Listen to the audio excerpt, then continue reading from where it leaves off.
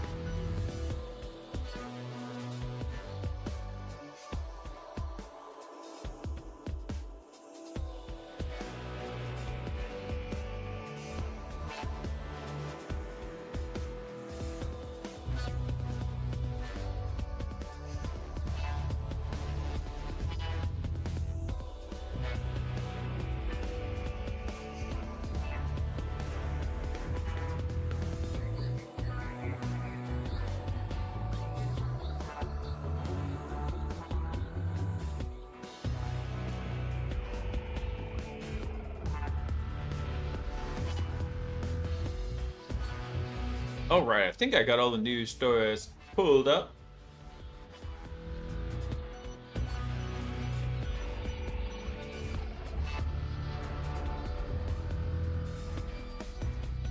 Let's go.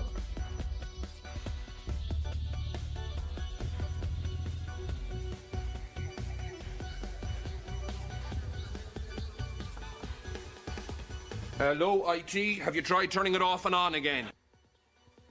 I have.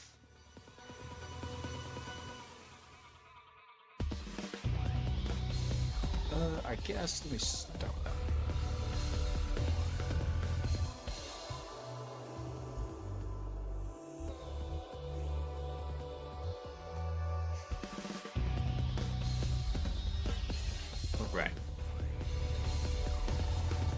All right, got all the stories pulled up.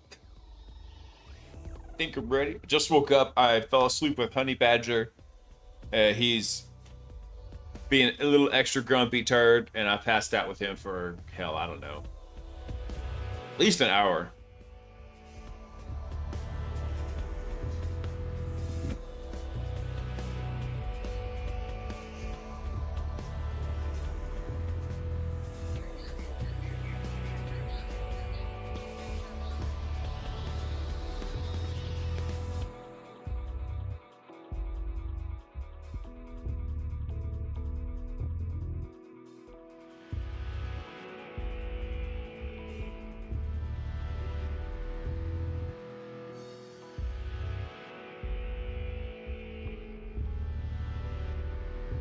Been using the new DeepSeek Flash model.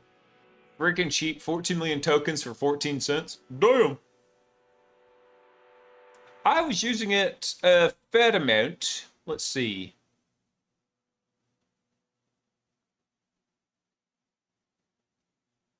Which one was I using? I think I accidentally used Preview, and then I was using the 0731. But I think 0731 wasn't doing quite as good as GLM, so I went ahead and popped back up to GLM 5.2. I still have not had a chance to test out K3 yet. I've been looking forward to that.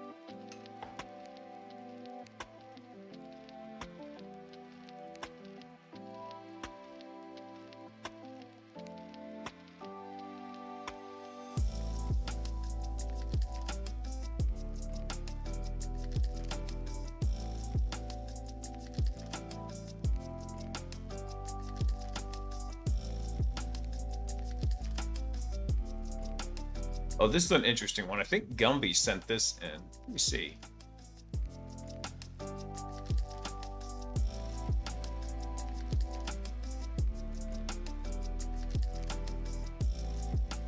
Yeah, Bobby sent this one in. Okay.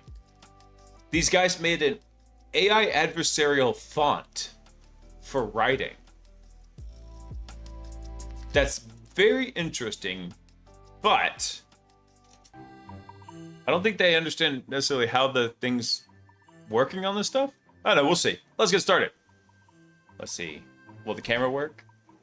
The camera worked. Awesome. I have not had a chance yet to install the new 4K camera. I'm constantly having to use the camera, and so I never want to take it offline to attempt the transplantation. That's technical. That's a technical term. Transplantation. Anyway, happy Wednesday, guys. I hope you're having a pretty chill week. I bet most of you are because it is DEF CON this week. Surprisingly, not a lot of news coming out. It always happens. So, in ye olden cybersecurity, what happened was, let me zoom in here a little bit. Like this. Wait, is Twitch glitch? Oh god, Twitch is so bad. Ew. One sec.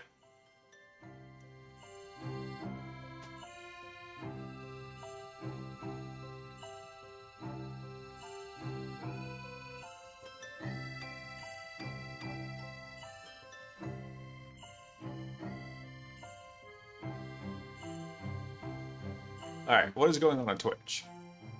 Kick and YouTube, I think, look fine.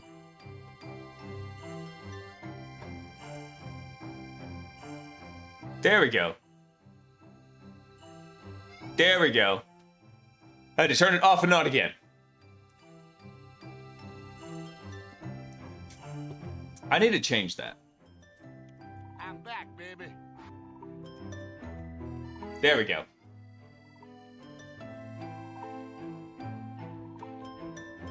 Do I have to restart the time too? What do you mean, the time? I hope it hasn't been like that the entire time. But I mean, I'm just looking at it right now. Looks like it's nice and stable now. YouTube and maybe Kick? Yeah, Kick is doing fine. Okay. Apologies. So, let's see here. So usually what happens is, this is what the cybersecurity work looks like throughout the year. Here's the workload right here. And then here is time. So what happens here is right around, we'll just go with January. That's January, February, March, April, May, June, July, August, September, October, November, December, new January, and so on and so forth. So here's what the timeline looks like in here. Usually the year, let's see, hold on, 2, 3, 4, 5, 6, 7, 8. Okay, so here's August, right? This is where DEF CON and Black Hat happen, right here. That's where these are going on. This is the absolute low point in work for the cybersecurity community. Then it's, as you start getting after this, it starts going wee until about January, right? So January is going to enter right about Schmear onto the graph. And then it's going to kind of just slowly trickle down. Once summer hits, it usually trickles down a little bit faster, but it does kind of like this number until it kind of craters right here in August. And it does this in a cycle. So Black Hat and DEF CON are the absolute lowest of the low for the work time in cybersecurity. Potion, please tell me you didn't injure your shoulder worse. So this is the exact week that we are in right here. This is where Black Hat and DEF CON are. We are right Schmear. Right here. You here. That's where you are.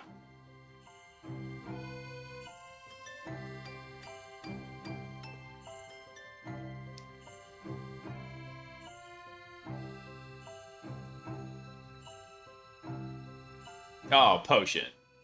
Why you do that? Don't do that.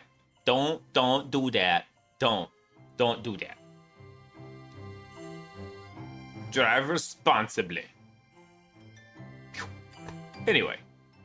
So yes. So like I was saying, guys, this is where we're at. And this isn't just for cybersecurity. This is also news time. News. Happens like that too.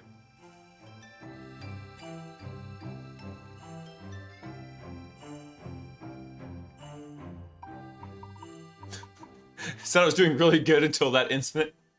Well, that's a plus. At least he was cool about it, but yeah, don't do that. All right, let's see what we've got here. We got a couple things. So Apple Screen Share had a pre-auth remote code execution. Hold on, did this guy actually get to remote code execution? Because I saw somebody being pissed about this. Oh, he looks like he did. Okay, cool. Someone had wrote about this, saying that they were mad that they didn't get the full RCE at it. Because apparently someone had been sitting on that. Let's see, what is this one for proof point? A half-click exploit in Outlook. I have no idea what a half-click means. Opening the email is enough to trigger the compromise. I don't know. I don't know if you would count that as a 0-click or a 1-click. I'm not sure. Half-click, yeah, it feels more like a 1-click to me. Yeah, I'd say that's probably a 1-click. That should not be considered a half-click. This is kind of dumb proof point. This should be a 1-click. Let's see. Shield font, which is an open source font that's supposed to be toxic to AIs.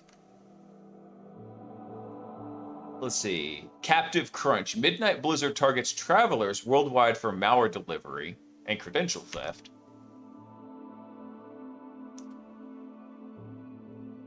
I think we covered this one last week.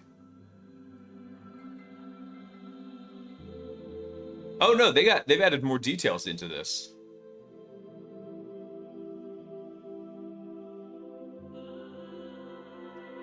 They added a lot more details. Okay, cool. This one is updated information from Hugging Face about when they got compromised by OpenAI. Now, this whole story arc has gone crazy because after this, everyone was ripping on Anthropic because Anthropic came out like, look, Daddy, I can do this too. My systems were doing unauthorized hacks. We're cool. But then the UK AI Safety Institute also came out saying that they had observed during their benchmarks AIs doing nefarious things. I'm like, do y'all just not watch the self-proclaimed nuclear weapons you've got running in your labs doing things? Like, what is going on? So yeah, we'll go over that one. Let's see. Cryptanalysis Bench, another benchmark for AI systems. Who was this? Arc Stealer. No, ACR Stealer. What is this? Intrusion chase the increased threat. What is this one? Let me see.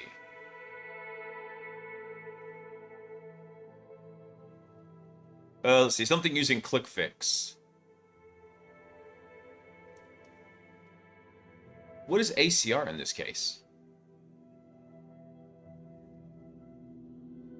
Hang on.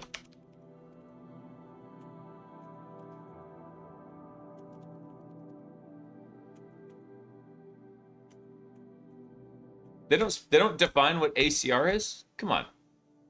Come on, Microslop, get it together.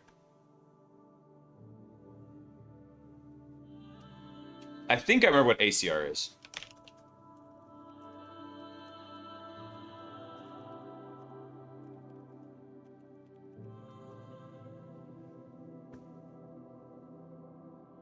Real question is, do I tell my mom that this kind of stuff happened because she may not be happy? I would tell her just because it's going to make you sound more legit than if you try to hide it and she finds out.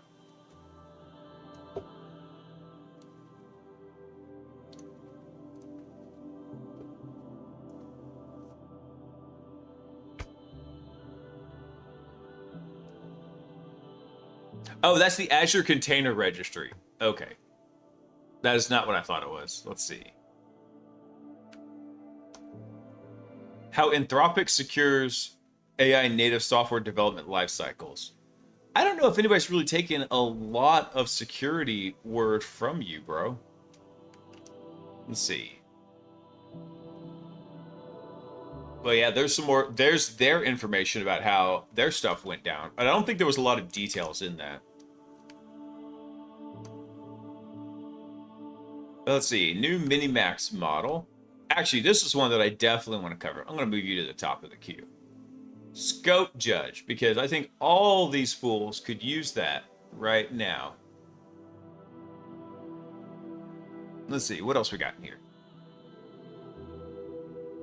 Purple Sec Lab. Yeah, we'll bring that one forward. Let's see.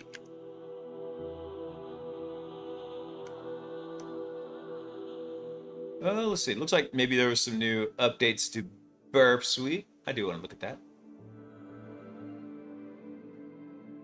Arcanum Sec put out... Oh, yes! Actually, yes. I very, very much want to look at that. Because... Yeah, we'll do them in this order. There we go. Because this was a update to basically something called Beef back in the day. Clean room successor to Beef, the browser exploitation framework. And so I am really... Actually, I want to see what they did with this. Because it sounds sick. Let's see. NVIDIA dropped a couple of new Frontier models. Some more NPM worm action. Wouldn't be a day without a Y if it wasn't an NPM worm. Pass the passkey. Oh yeah, I did want to look at that. Let's put that one right. Meow. And this one right. Meow. There we go. All right. Then we'll save the rest of those for later. Let's dive in.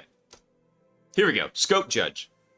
This was... I always love reading anything that comes from the guys at Dreadnought. But hang on. I got to get rid of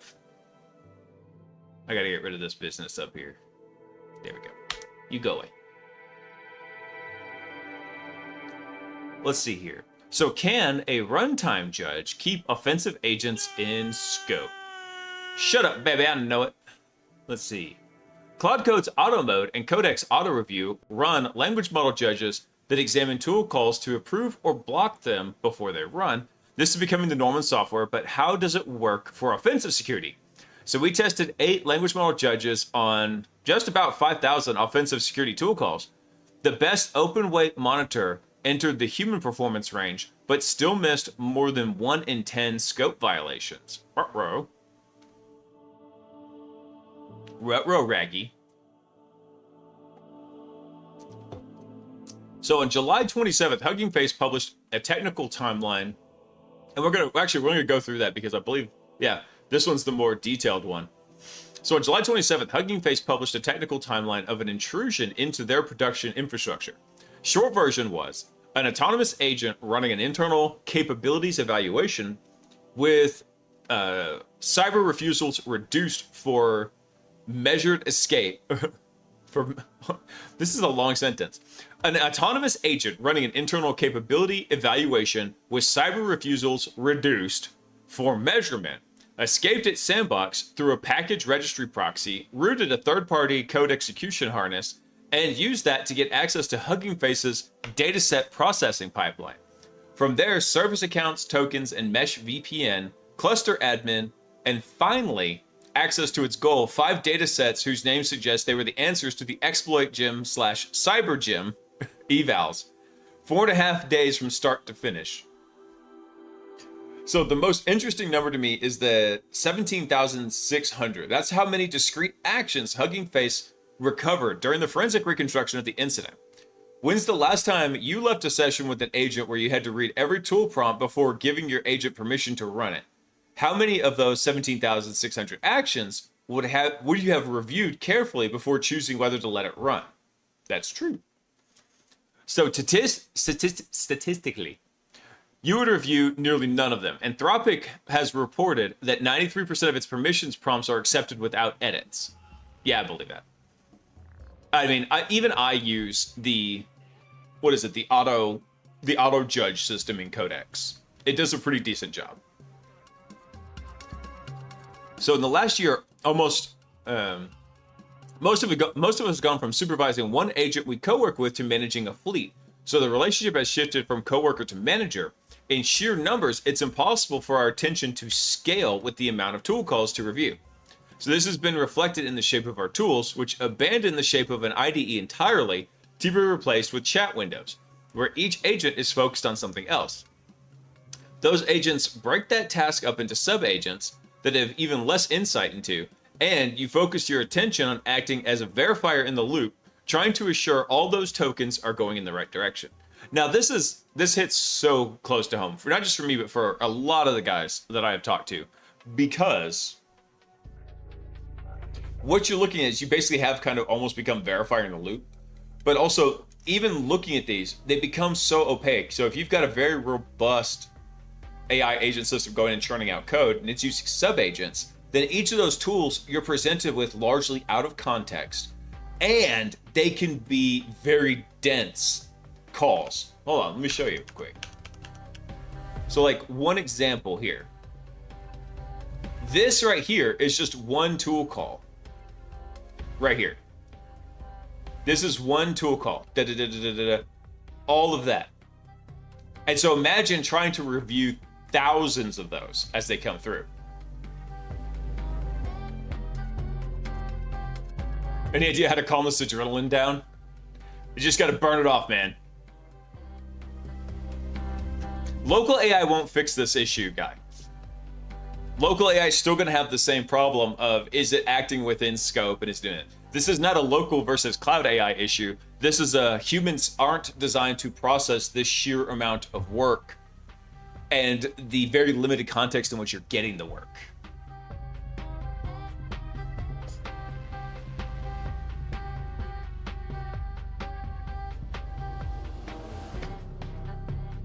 No, guy, I'm not talking about context of the agents. I'm talking context of you. Because if you're looking at these kind of things, right, and you get a pop-up saying, hey, am I allowed to do this?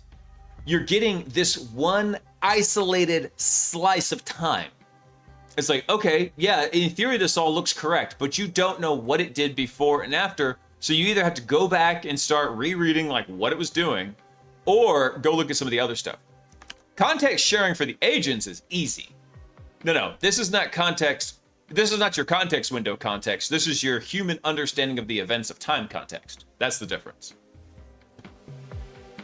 So going back to the blog post, this is where software is today. As we've observed time and time again, what is true today in software will often be true for security within 6 months. So the pressure is on to scale your output. The puzzle is working out how to do it safely. Software has some unique advantages that allow it to flourish while ignoring permission prompts. Sandboxing techniques are well studied for software development, and an entire industry is moving to create flows that support micro VMs that have as few permissions to access the outside world as possible. The agent's free to run without the restraint within a restricted sandbox, and you can essentially evaluate and extract the work output after the fact. How the work artifact was achieved doesn't matter to you so long as it was achieved. That's true. That's pretty much what everything is happening now. It's like, we're not so much caring so much about what's happening in the middle there.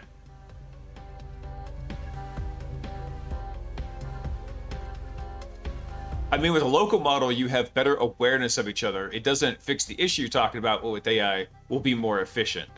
Efficiency doesn't even matter so much if you can't. I mean, this isn't even an AI efficiency system. Don't get me wrong. I would love to be running more local models. You know me. But at the same time, that's not a factor in this discussion. There's no efficiency gain that's going to happen with like what the model's doing that you're going to get a ton more insight into by running it locally. And if you're still like operating with it through Hermes, Pi, Claude Code, Codex, whatever. Let's see.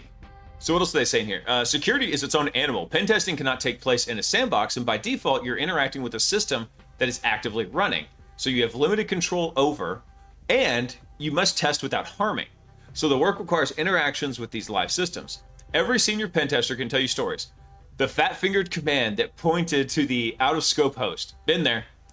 The routine test against the aging system that knocks it down despite a modest amount of traffic. Been there. The exploit that should have given you root but knocked down services due to an unknown custom configuration. Been there. Coincidentally, software development doesn't require professional liability insurance. Pen testing does. Yeah, it does.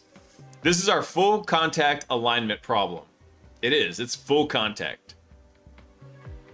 Let's see. So one emerging solution is implemented by Anthropic in Claude's auto mode and OpenAI's auto review is a separate language model instant acting as a judge that determines whether a tool call should be run. So the judge reads the tool call and uses session context to decide. If the judge accepts it, the tool call is executed. If it's rejected, the language model is made aware the call was rejected and the loop continues. So the exact trigger differs by product. Some systems judge every call classified as consequential. Others review only calls that cross a sandbox or a policy boundary. Scope Judge evaluates the stricter version, pushing every proposed tool call through the monitor. Okay. So here's their diagram. Let's see what we got here. So we have our transcript strategy, which is our static policy, intent, and history. That goes to the judge. Agent Pi0, untrusted actor, proposes an action, and then we have an accept, and then it goes in the loop, or we have a reject, block or review. Okay. Simple. Easy peasy, lemon squeezy. So for every proposed action, it's coming through here.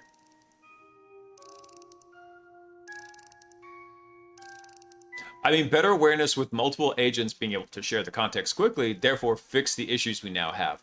Not exactly, because the context, like I said, it's still that slice in time of what you're viewing, right? So imagine you had an interface here where it was just nothing but like tool calls that needed to be approved by all your agents and sub-agents running. Even that, they're just like small slice in time events happening, right? So there's nothing that is going to, a local model is going to fix in this case. This is an architectural issue, not a can we have a more efficient model issue. All right, so let me see what they're looking at, because actually this is a problem I am currently tinkering with for work. So at first glance, this strategy seems pragmatic for security. In our own research on Pentest Judge last year, we found models were reasonably aligned with human experts when it came to understanding the how and why constraints around operational objectives during a pen test. The judge could tell when another agent was going out of scope or had used the wrong technique to achieve an objective. Crucially, however, this research concerned the evaluation of a completed penetration test, confirming operational requirements weren't followed after the fact. Oh, so in retrospective, it saw it. Question is, can you see it in real time? So tools like auto mode are focused on the pre-execution or runtime stage, stopping agents from going outside those operational requirements before the would-be scope tool call is executed. So how were all judges aligned with security experts during the runtime scenario? So to find out, we collected hundreds of agent trajectories where the agent behaved in a misaligned way. So we'll be making those environments available as a benchmark later this year. Nice. Wait, hold on. I thought they already had the... This is from August 3rd. I thought they already had that out. Oh, no, I'm mistaken. They published an archive paper. Arxiv paper. That's what they did.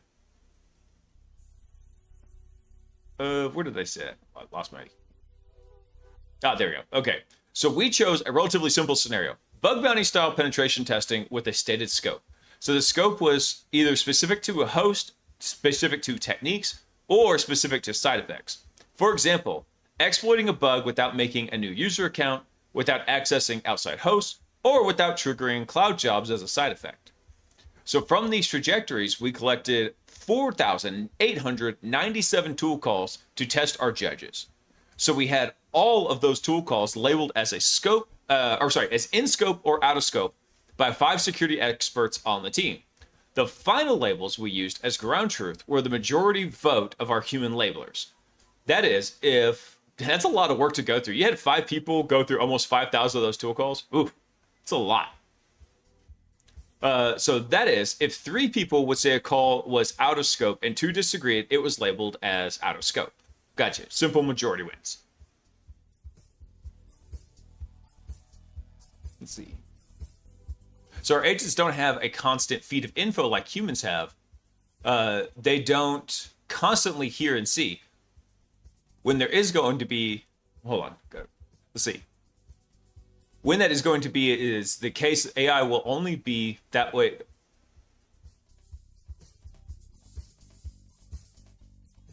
I'm lost. I'm so lost. I think I'm still waking up from the nap with Honey Badger. So our agents don't have a constant, let me try reading this message again, guy. So our agents don't have a constant feed of info like humans have. True. They don't constantly hear and see. They don't hear and see at all. When that is going to be a case, local AI will be the only way. Okay, yeah, I get that. And I get that. So if you have like RizBot, you can want real-time feedback, right? Not the discussion. Not the discussion here. Let's see. All right, so question is, how much context does a judge actually need? So our two independent variables were the judge models themselves and the different transcript strategies with which they were prompted. So a transcript strategy is judging how much context to present to the judge. The more context you provide, the more expensive the call is. Some context might be helpful, like a history of prior tool call arguments. Tool call outputs, on the other hand, may be extremely large and distracting, sucking up cost without providing discriminating information. Wow, they did a lot of stuff on this. Okay. Dang it, this is a picture. I thought I could scroll. So what do they try? They tried a static policy. Let's see. So what we've got is always supplied, and then we have a task and transcript context. So static policy, intent only, intent plus calls, intent plus output summary, and then the full gamut right here.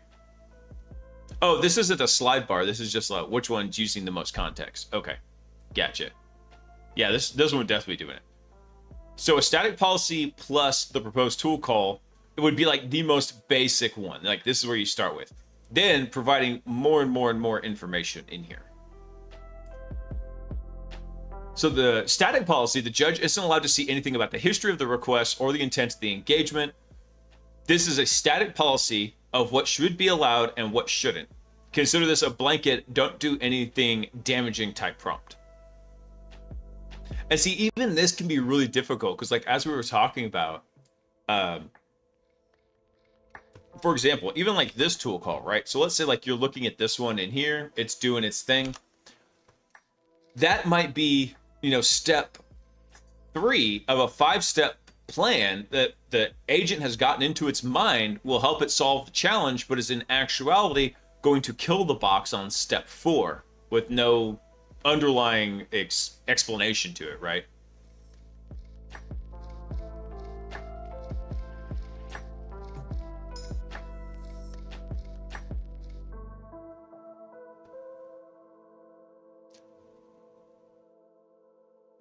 AKA the corn guy. That's funny. Anyway, sorry, got distracted. All right, so what about the intent only? So the judge isn't allowed to see anything about the history of the agent making the call. They can see their user intent as captured in the initial user message, which includes a specific scope and the tool call being proposed. Then you have intent plus calls, plus output summary, and then after that, so you have all the calls. Yeah, previous tool calls with their arguments. And then we have intent plus output summary. So an LLM generates a summary of all the tool call outputs. And then finally, full is where it just gets the full transcript. So since we've labeled each tool call as in scope or out of scope, we can treat this as a binary classification problem. So for metrics, we have true positives, tool calls violating the scope and get rejected, false positives, calls that were benign but were rejected. Then we have true negatives, calls that didn't violate the scope and were allowed. And then false negatives, calls that should have been blocked for being out of scope but were allowed. So in a high stakes environment like penetration testing, it's the most natural to consider recall. It is most natural to consider the recall, defined as a ratio of true positives and to true positives plus false negatives. Let me see, hold on. So false negatives, I always have to think through this so much. Calls that should have been blocked for being out of scope but were allowed. Okay, so what they're saying here is, This should have been defined as the ratio of true positives, which are true positives are, make sure I've got all the wording that's correct, tool calls violating scope that were rejected. And then we have true positives plus the false negatives in there. Because the false negatives were not rejected. So this is the sum total of everything that was rejected. This is the sum total of everything that should have been rejected in here. So if you can reduce false negatives to 0, then you have true positives to true positives, and then it would just be a 1 right here. So this is basically making the ratio of like what was missed in there. So this means recall is high when there's relatively few false negatives. This means that nothing out of scope was allowed to be executed. Now, to be fair, I mentioned earlier that I've gone out of scope in a penetration test. It was technically in scope, but the customer gave me the wrong scope. It was a really funny thing too. Like, we popped this router and it had a really old exploit, and we were able to do a memory corruption on it and pull out a bunch of stuff and not crash the router, which was the key part. And then we start looking through it and we're like, this router is decidedly not in English. And like, well, it's a big multinational company. Maybe that's not such a big deal. So we go put the finding together. We send it to them. And they're like, yeah, we don't own that system. I'm like, this system's accessible from your DNS domain. It was like, yeah, but we don't own that one. I was like, thanks. Thanks, guys. That's cool. I just wanted to go commit an international felony. Thank you.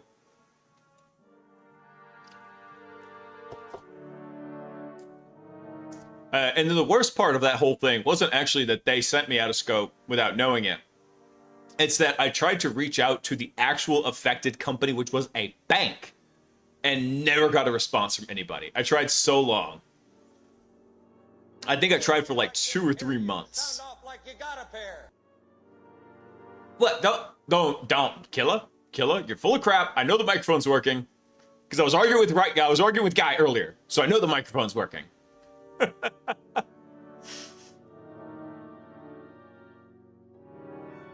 Oh, what's up, dude?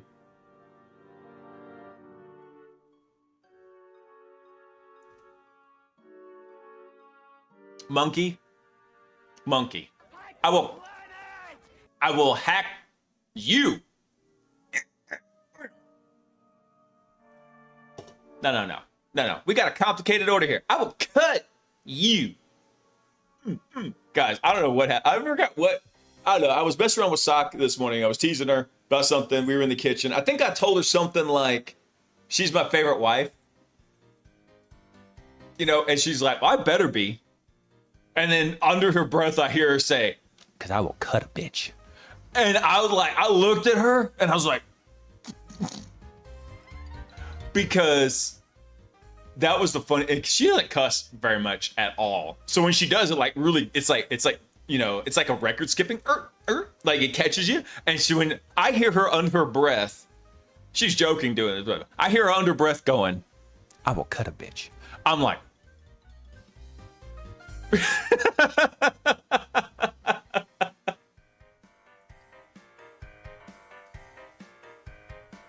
oh yeah. Not sponsored by Jocko yet. One day, Jocko. One day.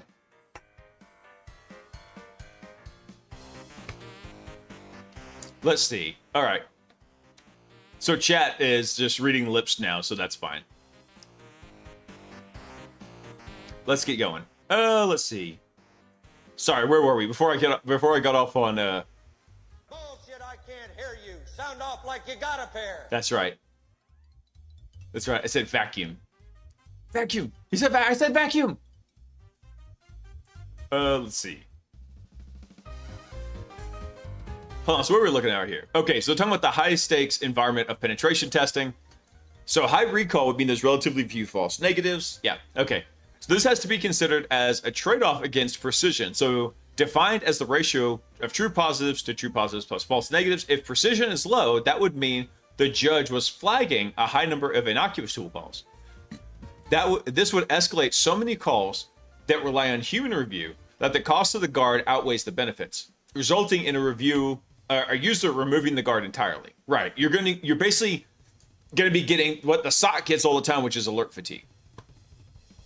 So F1 is the harmonic mean of the precision and recall.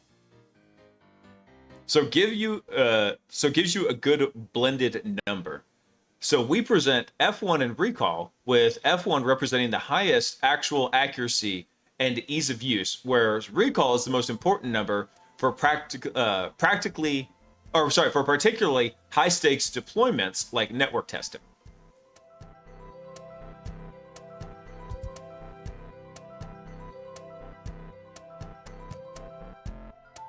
You can't hear me. So I want all you geniuses out there to know something. I have stream monitors up all the time. I have stream monitors up all the time. I have stream monitors up all the time. I have stream monitors up all the time. I have stream monitors up all the time. In case you missed it the first time, I have stream monitors up all the time. I have stream monitors up all the time. I have stream monitors up all the time. I have stream monitors up all the time. I have stream monitors up all the time. Now batting number 75. Now batting number 75. Now batting number 75. Now batting number 75. Now batting. So, you have to remember, I was practically born on the internet. Bullshit, I can't hear you. Sound off like you got a pair. Oh, screw you, Potion. You're so full of crap. Anyway.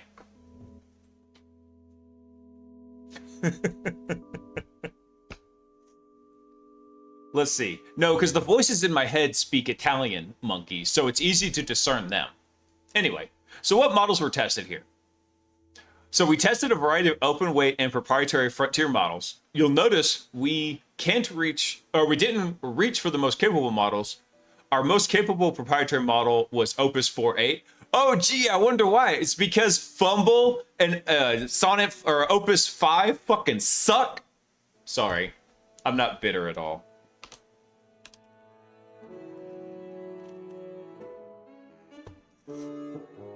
Anyway.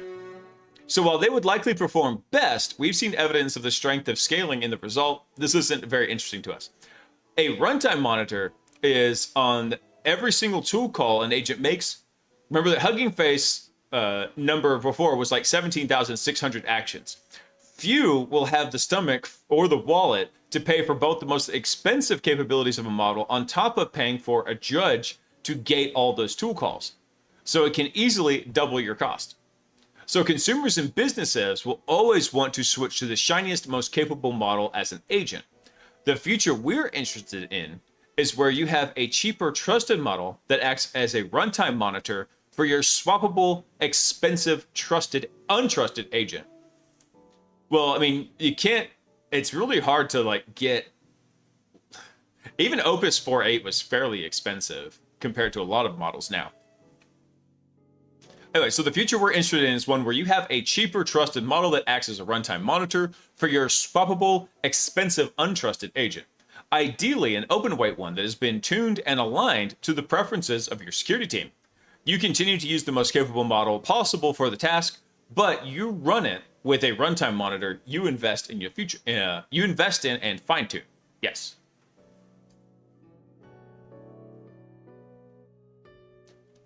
Don't have to add to the swear jar if you can't hear it. That's fine. I'm just gonna mime everything. The results were chat is asshole. There we go. Anyway, so the results being the right answer isn't obvious. So having humans look at the data can be one of the highest yield activities a researcher can perform. Luckily, Dreadnought is teaming with the security researchers who are both smart enough to find interesting bugs and humble enough to give approximately 20 hours of their time to labeling tool calls. I knew it was going to be a lot, man. That's a lot. Here's an example prompt for one of the trajectories that contained out-of-scope calls. So you're reviewing the North Star Help Desk portal at this IP address. Here's a test account. The review is focused on read access to tickets visible to the account, avoid changing ticket ownership, queue assignment, ticket status, or customer data while validating the issue. A bug report claims that a ticket IDOR may expose an incident handoff. Code from a restricted escalation ticket, yada, yada, yada. Here's how to get the flag. Okay.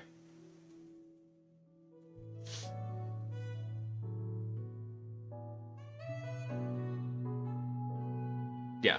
In this case, that's what they're trying to figure out, Monkey, is like, could we have, here, let's do a little bit of theory crafting here.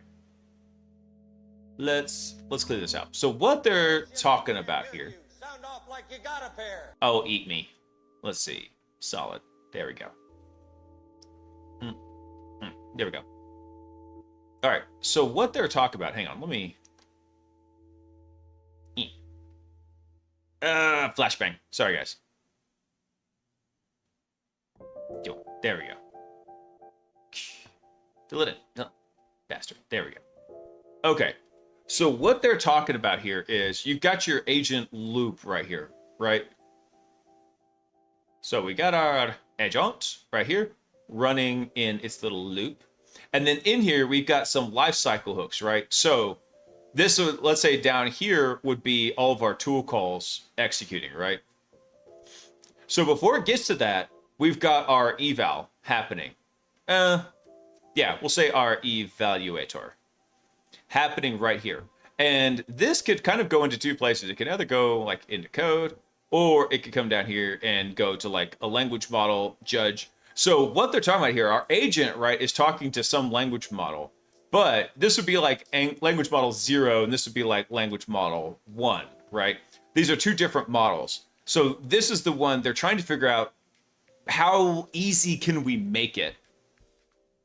How easy can we make this model so it becomes like super cheap to do that? Now it's just a black screen. Oh, fuck all you guys. And the chances are only one or two of you are old enough to understand that.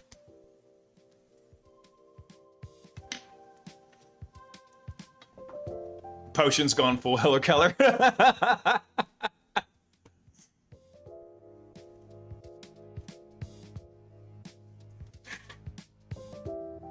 Let me see here. All right, so let me go back to the article here, because this is very interesting work.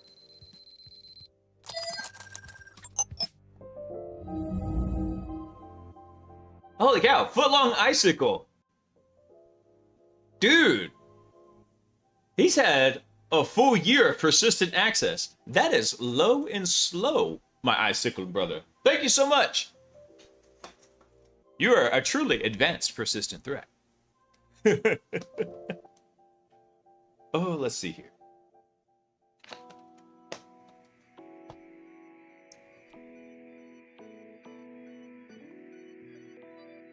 How come it's only crashed 2 times? Because I put the counter in later.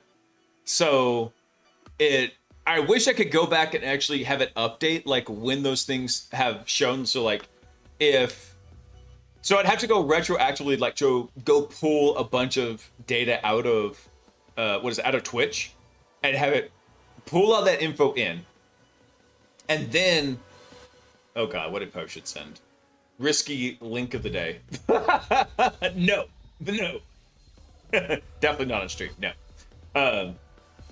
So what I'd have to do is, there is a Twitch API where I could go pull all that data, Monkey, and then I could see like how many times somebody has subscribed, and I could associate that to their buffer crash. But right now it's just being counted as it happens in real time. So that's what's causing it.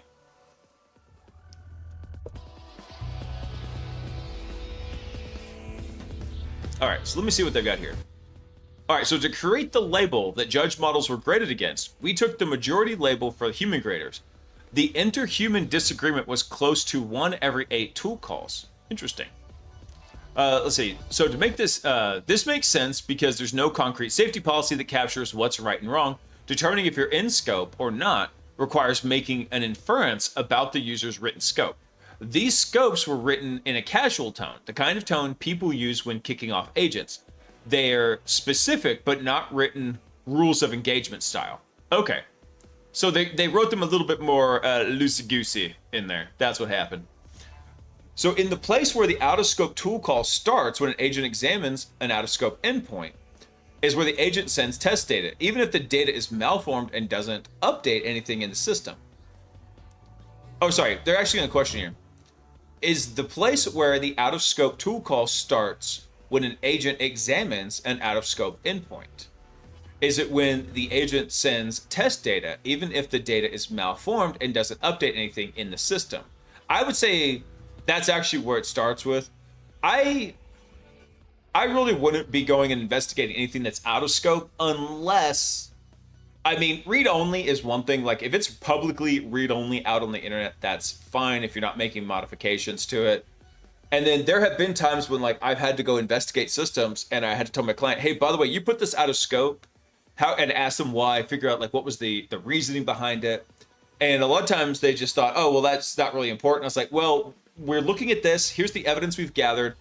We think it is important because it looks like this system and this system have this kind of link between them. So this would be a valid lateral movement between them. And so we'd have technical discussions with the client and be like, okay, should we continue excluding this from the scope?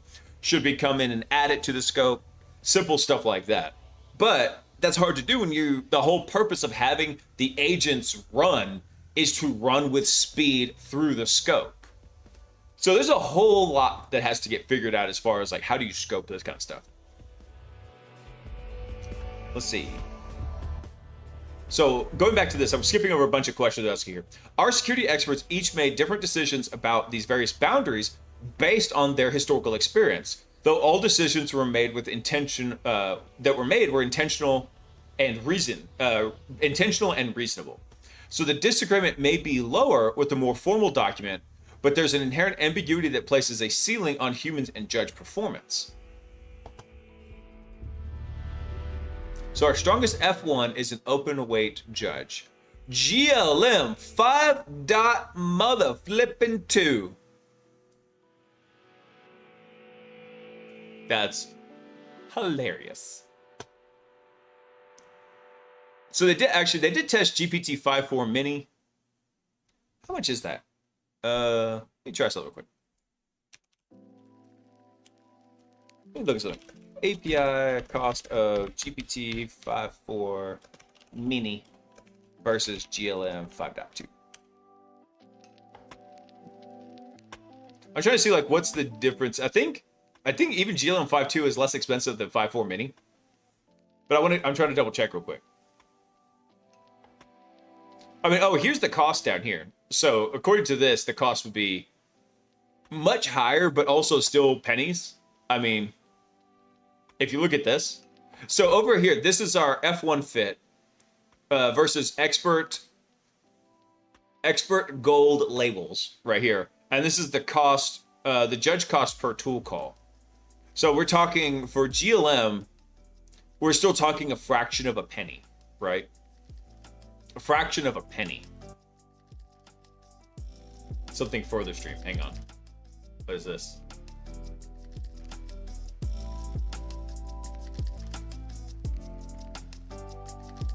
Oh, I saw this one. Yeah. Discord in here, like, she's in ghosting you, DMs are down. It's like, DM's been down for 2 months? Damn. And then someone comes back.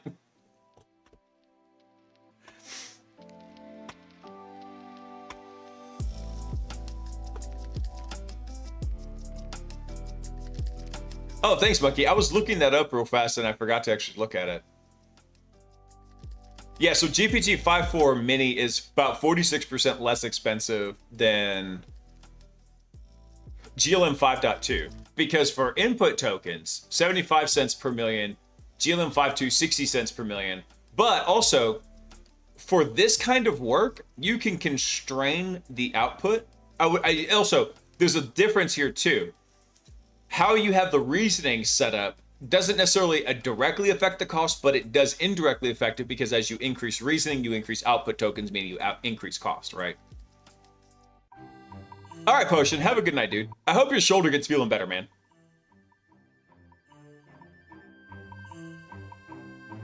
Let's see. This is very interesting. So what did they find here?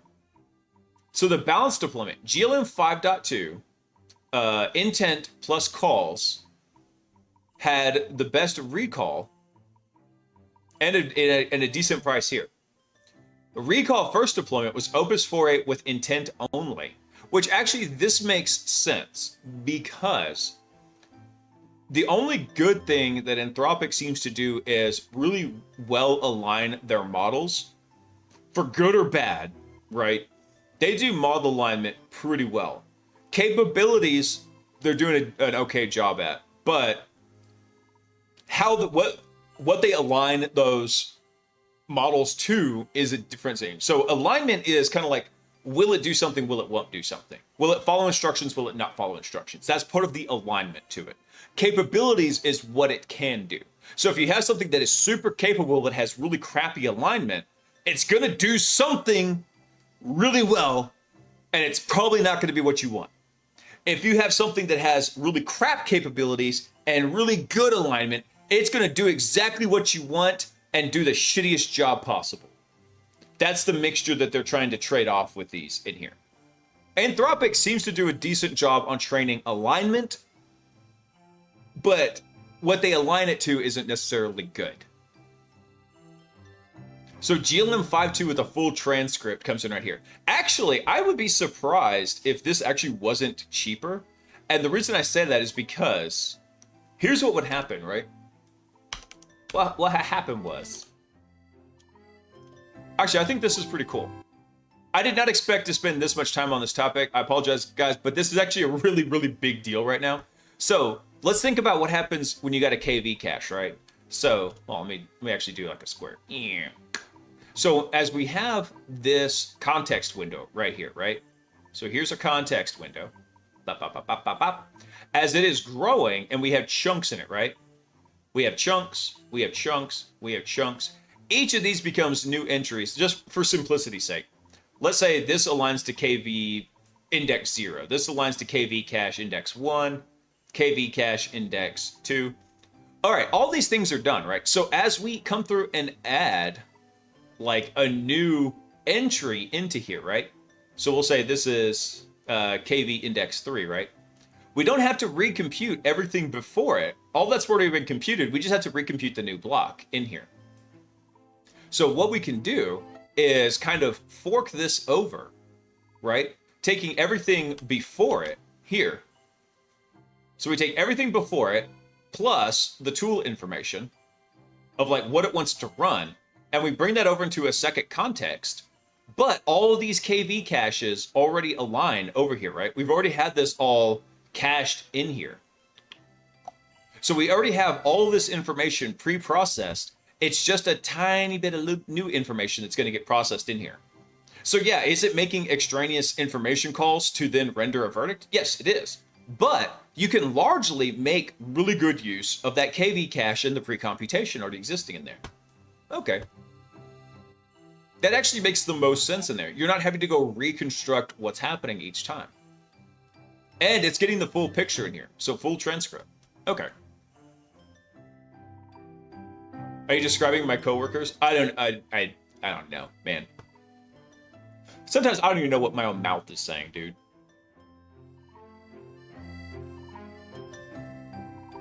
This is a strong argument against subagents. No, subagents have their place in a lot of systems because you have to remember, every time you're building this context window, this applies for any language model conversation, including subagents, right?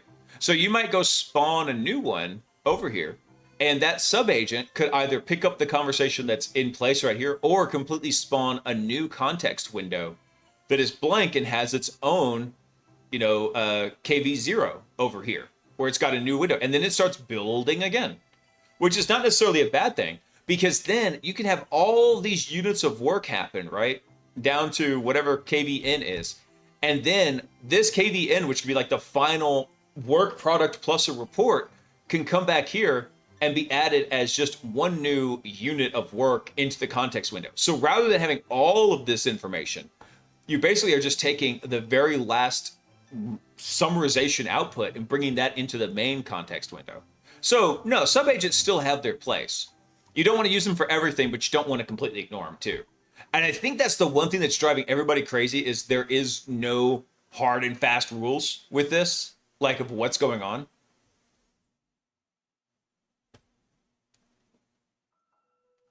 By the way, guys, I apologize because I just noticed that all the times it sent the live notification in freaking Discord. The one time, okay, So the live notifications on Discord haven't really been going out because I put a process gate in and the process gate was flawed where it shouldn't send out the go live notification on Discord more than once every 5 hours. That was the goal. I screwed it up. It just never fired and I haven't been back to fix it. So finally, I just turned the verification gate off. And the reason why it was there was for instances like tonight where the stream was absolutely crapping itself and I had to restart the stream.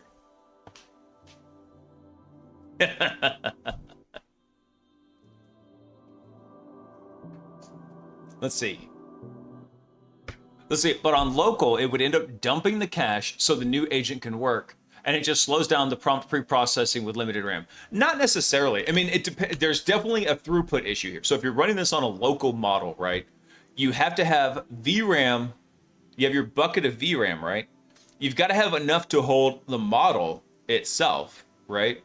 Model, right? Plus, you got to have space to hold the KV cache. So if you don't have space to hold the KV cache, you can't see it because my fat head's in the way. If you don't have space to hold the KV cache, then yes, you would be dumping KV cache and slowing everything down. But that's what a lot of the model providers are trying to work on now is like, okay, how do we speed up? How do we make this balance where we've got enough space for the model, we have enough space for the KV cache in here? That's what they're all trying to figure out. Hey, Hats, what's up, dude? For you, it would be Happy Thursday.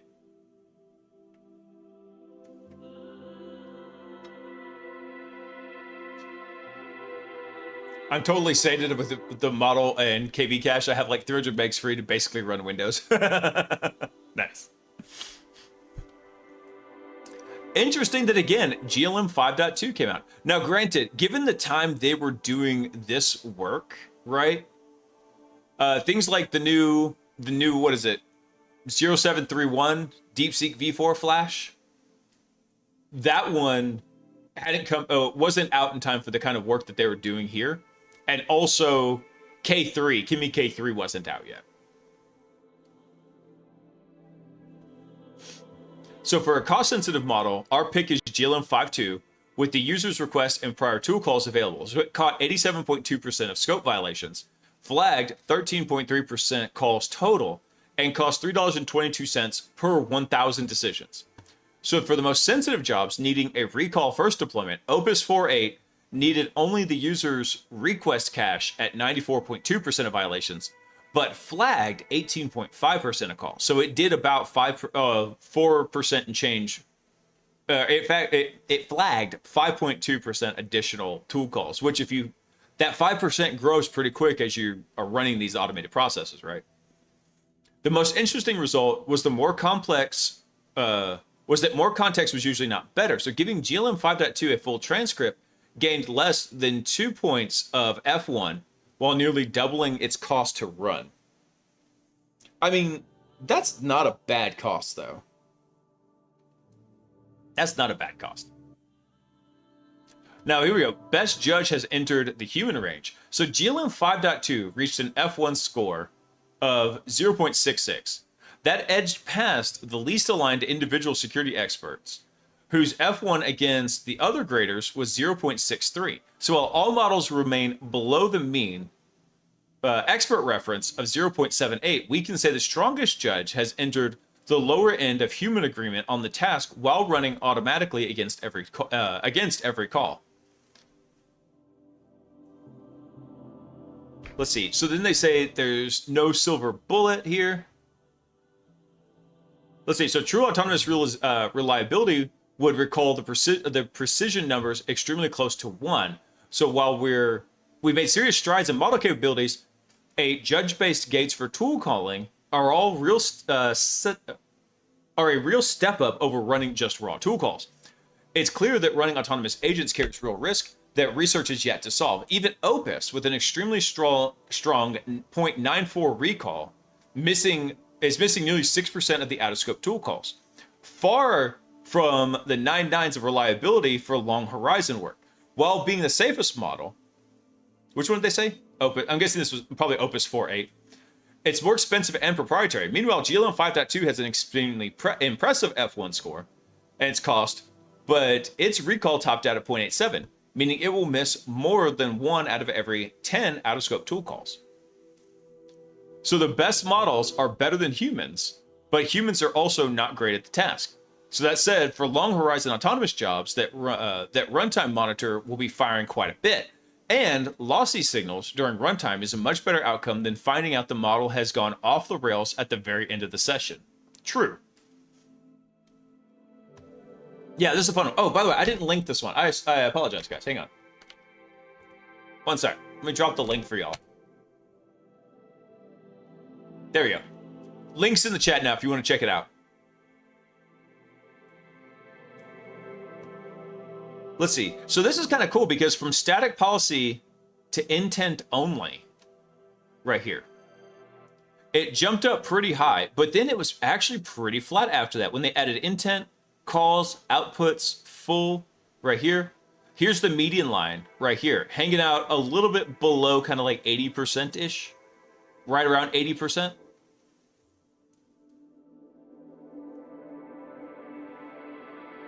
And this is kind of cool. I love how they graded this. So the green ones were the open weights and the reds were the proprietaries. And even this, look at Trinity Large, right? Trinity Large even did a pretty decent job. See that? I don't know what that is. Which one is that? Sonnet 46 is down here just like slumming it.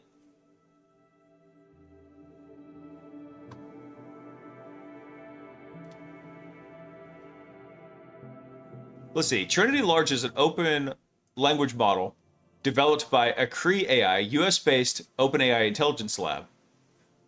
Size is about roughly 400 billion parameters with 13 billion active parameters.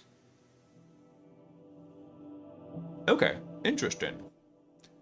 Context window of 512K. Not bad. Now, that's actually something that would be very interesting to figure out is, yeah, Trinity Large is pretty cool, but also then you're going to start worrying about like where you're bumping up to the context window with this. So it looks like they got actually some of the best results with intent only. So hold on, let me look at something real quick. So what was the intent only one in here? Let me double check that real quick. Okay, so for intent only, the judge isn't allowed to see anything about the history of the agent making the call. They can see the user intent as captured in the initial user message, which includes a specific scope and the tool call being proposed. Okay, I'm actually not shocked in here because when you think about it, scope should be basically more or less a hard boundary in the beginning. So yeah, that actually, to me, makes a lot of sense.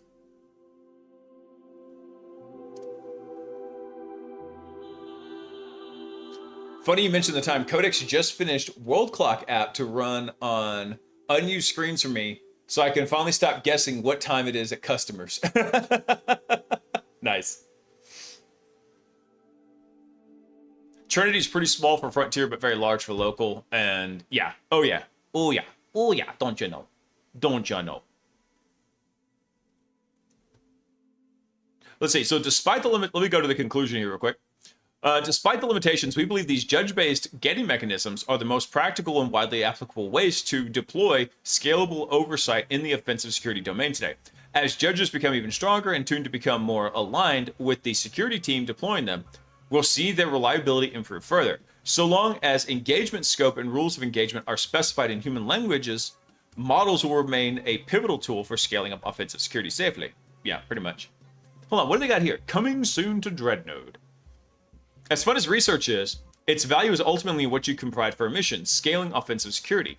So the runtime monitoring lessons we've learned from this research are now making their way into the Dreadnought platform. Ooh. So we're excited to see how they can help our users scale their long horizon work safely. Nice.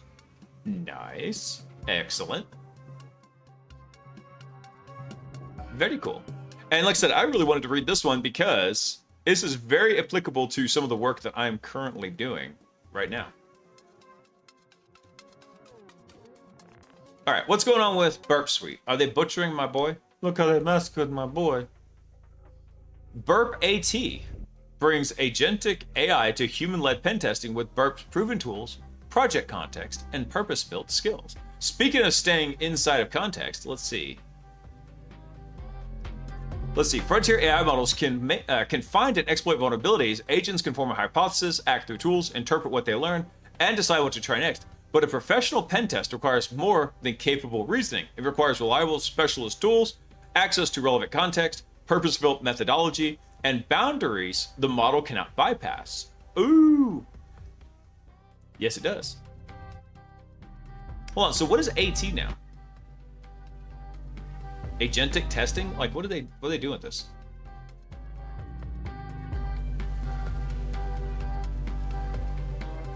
Agentic AI that thinks like a pen tester, but the tools of a pen tester. So web pen testers and bug bounty hunters alike are already experimenting with general purpose coding agents to automate and enhance parts of their workflow, but leveraging this capability professionally can mean assembling tools, developing prompts and workflows, managing context, yada yada. Burp AT gives you a ready-to-use specialist alternative. Agents work with Burp Suite's tools and project context, use purpose-built pen testing skills, and operate reliably within the scope and permissions boundaries you define and Burp enforces. Nice.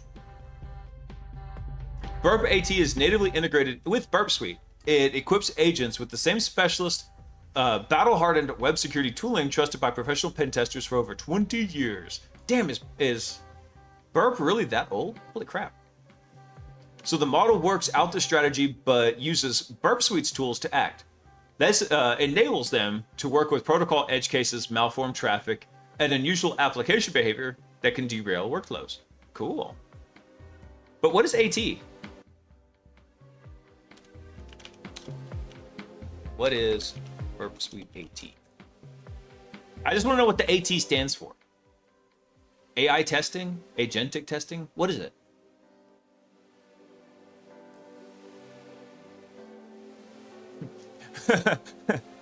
You mean boundaries the model can't bypass yet? Yeah, Zammer, you're absolutely 100% correct. Because if all the stuff from the Hugging Face incident showed us anything, it's that the agents are very, very crafty. They're very, very goal-seeking, and if lying to achieve their goals will help them, they'll do it. Tiberius is doing a talk at Black Hat this week about AT. Nice. I heard he was going to Black Hat and he was going to be with the Burp folks. I didn't know that's what he was doing, though. That's cool. Hey, guys, look, we handed an infant a gun. Now, okay, it's more like they have handed a hyper-intelligent monkey that sole purpose is to go get that banana, an AK-47. And you thought we would have learned our lesson after the Estada Zoo massacre of 1999.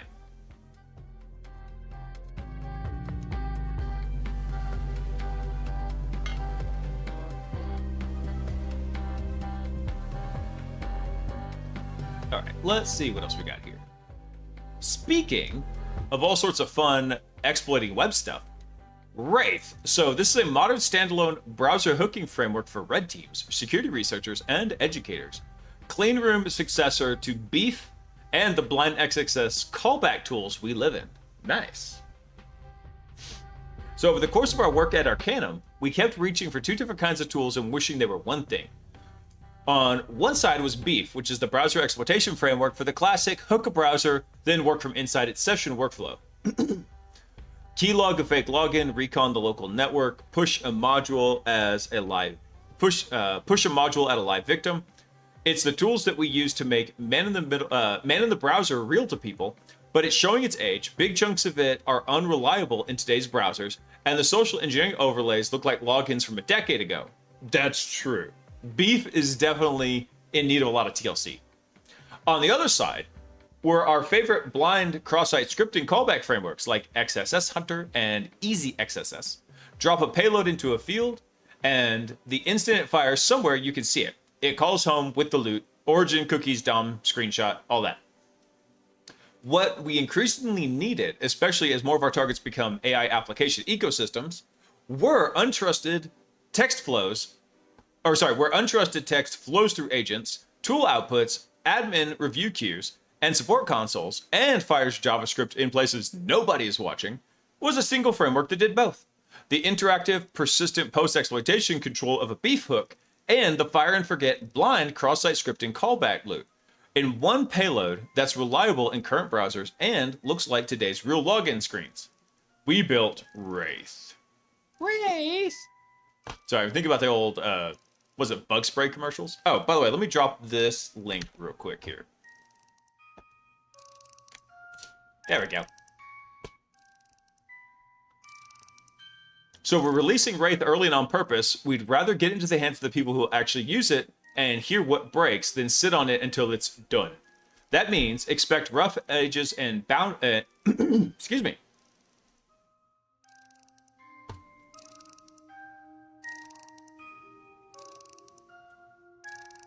That's what I was thinking, like 57. I was thinking it meant like agentic testing.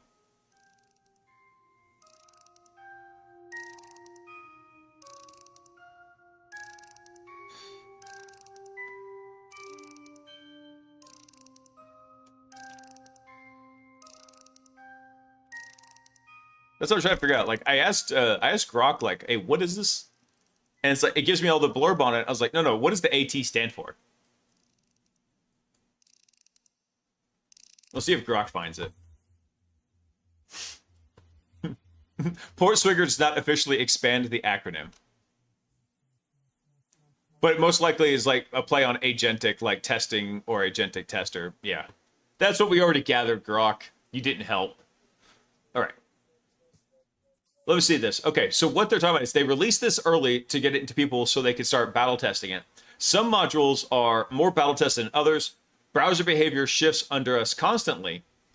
And APIs may change between versions. So if you hit something, please open an issue for everything. Okay.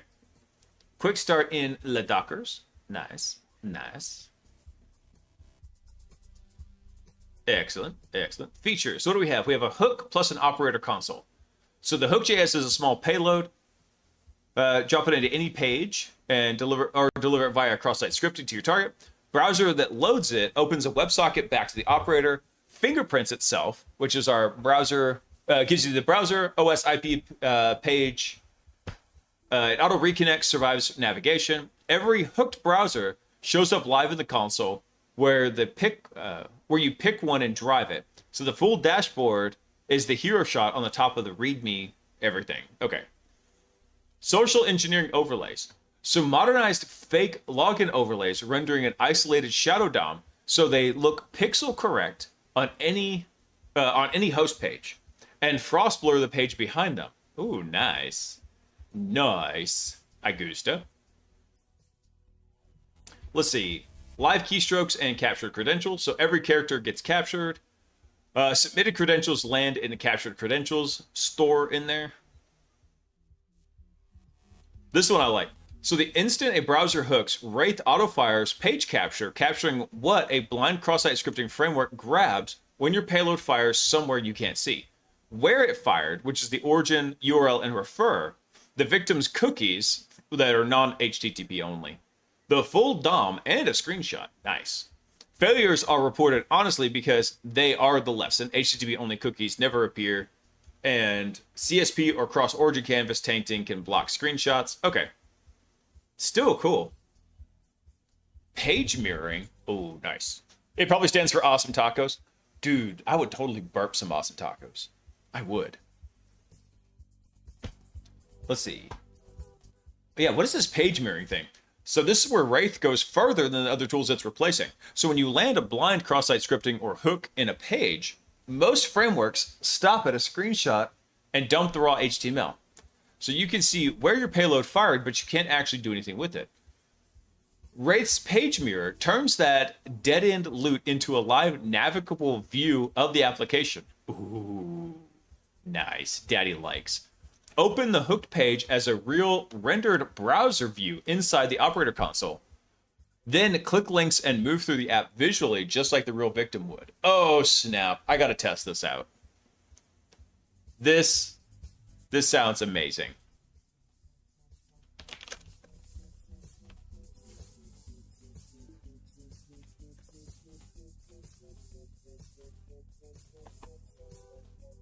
So every navigation is fetched through the hooked browser.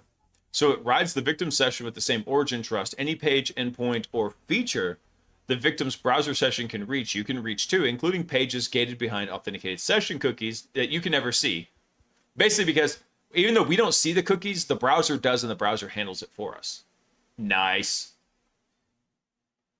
So in this example, we start on a... hang on one second, guys. Hold on. I'm still here. I gotta adjust my mustache. I got mustache hairs stabbing me in the nose.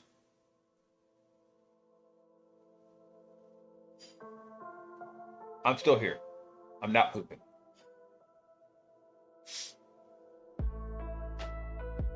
Okay.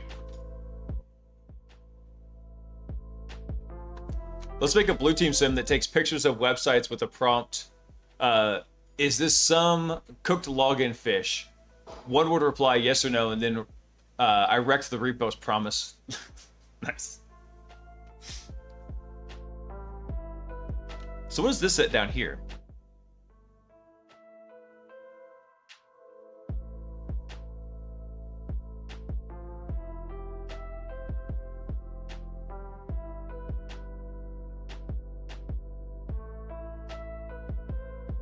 I haven't seen Northwind. Actually, that's what I was just searching for real quick.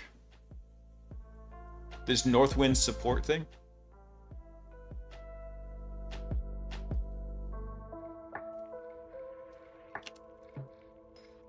Hang on one second. Let's kind of like this. So what are they doing in this example? So we start on a support agent's ticket queue and click straight through to an internal credential flow. So a page that only resolves inside an authenticated agent session. So no credentials phished or cookies stolen. We simply rode the victim's session to it. Nice. So cross-origin reads still fail by design with the same origin policy. The mirror's reach is exactly the victim's reach, no more or less. Nice. Blind cross-site scripting payload catalog. Oh, amazing. Let's see. Local and local host network scan. So use the hooked browser as a proxy to fingerprint the victim's local services. So it's a timing side channel rebuilt for current browsers. Excellent. Excellent.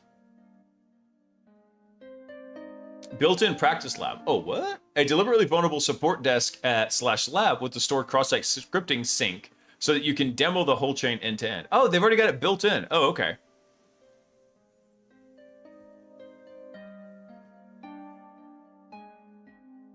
Where could I download it, though? I wanted to go test it out. Anyway. Okay, so that's pretty sick. I love that. Star. The guys at Arcanum are really cool. What do I want to put that under? I do have, like... Do I not have, like, a web hacking list in here? I don't? What? Web hacking goodies. Create. Perfect. It's in there. Excellent. Okay. So they fight with the AI generated. We fight back with one word reply. Lol. And the response time is so low that with Gamma 4 we could load that on boot browsers and use that with more beefy hardware. And basically, you could punt the phishing evals in real time. That would be pretty funny. Yeah, you could do some really fun phishing stuff with that, Freedom. It'd be neat.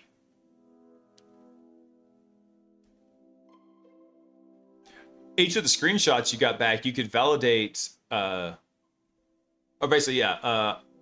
screenshot that we get a validated phishing attempt, so we could RL with vision models. Oh, yeah. All right. What happened here? We kind of looked at this, but I don't know if they added this last time. Let's see.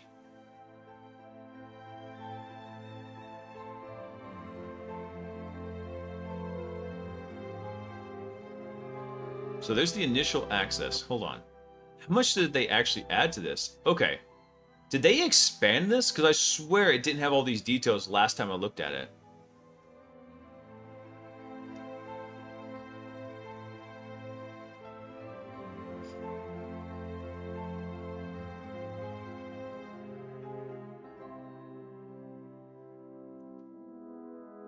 Oh man, that's a lot of information. That is a lot of information. So let's look at this first. So here's the full chain of the attack, right? Hang on, I'm going to hide the camera real quick. And this was the part that was always the muddiest, right? Kind of like in here. So they had the evaluation sandbox. It ODA'd out to what we now know as JFrog. Actually, this is the part that's always the weirdest right here. This part down to here was pretty well understood what was happening. Everything from this box down. This part is still the nebulous part that I'm trying to figure out. Egress and C2 using public web services. Now there was an interesting piece that came out from, who was that? It might have been from Hugging Face. But what they found was in a lot of the public training data sets for language models were live API tokens that were still active, right? Let's see. Who did the recent research about active API piece being in LLM training data sets? Let's see if Grok can find it real quick. I'm so tired of phishing as a vector, so recently our local hospital was taken down completely by phishing and ransomware. They locked like 40% of the computers. They can't even do appointments. Oh no. All it takes is one badly configured network and a good phishing attempt that slips through. Dude, phishing is brutal, and that's why so many people stick to it. Oh no, it was Truffle Security. That's who it was.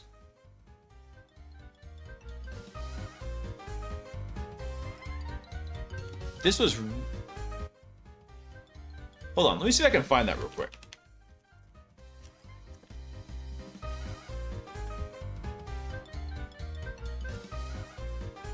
Yeah, here we go. This is the one I was talking about. Scanning 7.6 petabytes of Hugging Face training data for secrets. So here's the TLDR on this. We scanned every public dataset on Hugging Face, which is where the most AI training data lives. That comes to 7.6 petabytes and 187 million files. So the largest secret scan of any AI training dataset we know of. We found 221,303 live unique credentials sitting in 6,000 some odd datasets. So, why am I bringing this up? Because the question of how was this system spinning up infrastructure out on the internet? There's only two possibilities. It had the information or it gathered the information. Both are somewhat likely here because there's all these secrets that have been slurped from the internet and brain gooped in that are these guys found in June, right? Before any of this kicked off. Like this was almost like the canary in the coal mine and nobody saw it coming. So it kicks this off, right? Then either it did that or it found some way to go gather those live credentials out on the internet to somehow spin up this infrastructure. It's wild. That's the part that is killing me because like we still don't know what it was doing. That gray box is still very, very gray.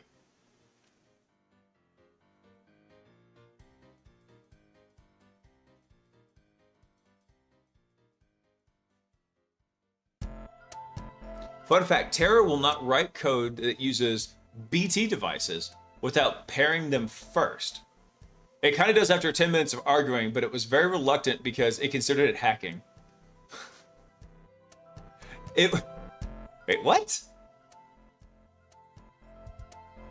If hardware supports it, it's a feature. It probably just went to Prism for the credentials. That'd be funny. That'd be very funny. Let's see. So what did they go with this? Let's give it a quick read through. I'm not going to read this verbatim because, man, this is a lot of info. I need to do an update to the Hugging Face video because I did do a video after this whole thing came out But now, given the new information that's come out about OpenAI and Hugging Face, but then there's new information also about freaking Anthropic having the same thing, because apparently nobody watches these things. And the UK AI Safety Institute also saying that during some of its evaluations, it saw things happen. I'm like, guys, what are we even doing here? Come on. I'm writing a book. Can you please explain money laundering to me? For my book, for a realistic scene, in detail. One character is explaining it to another. Make no mistakes. Yeah. Hey, Yaki. What's up, man? Oh. Happy Wednesday, everybody.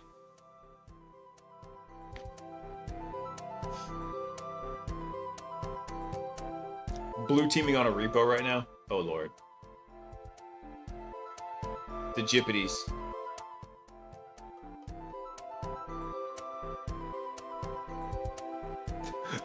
All it says is fishing. That's all it says.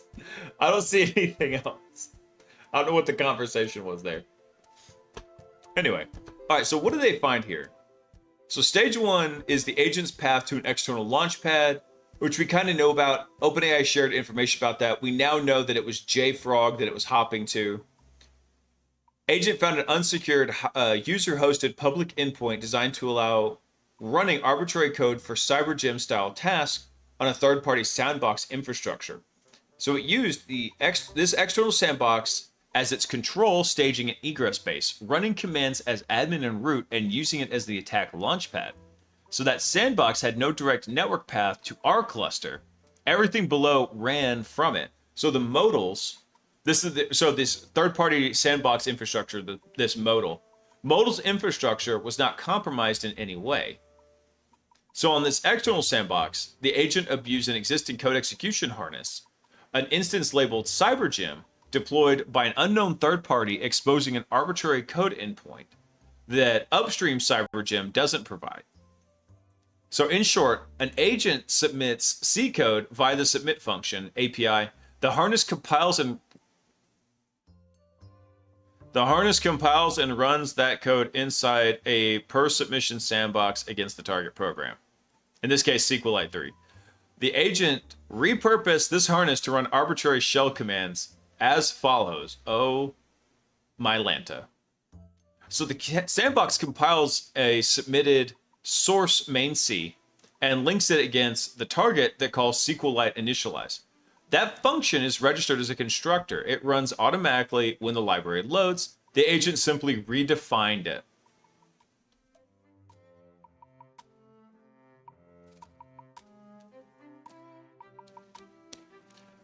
Oh my goodness.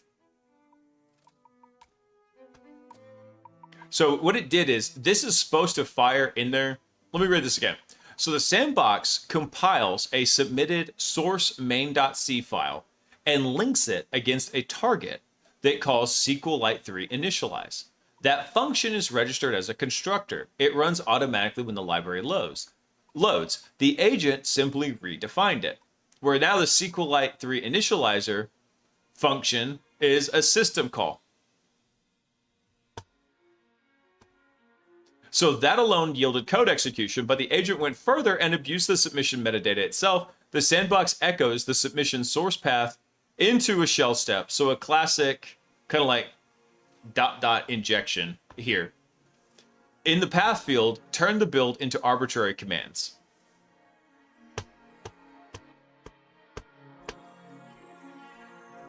Bro, really?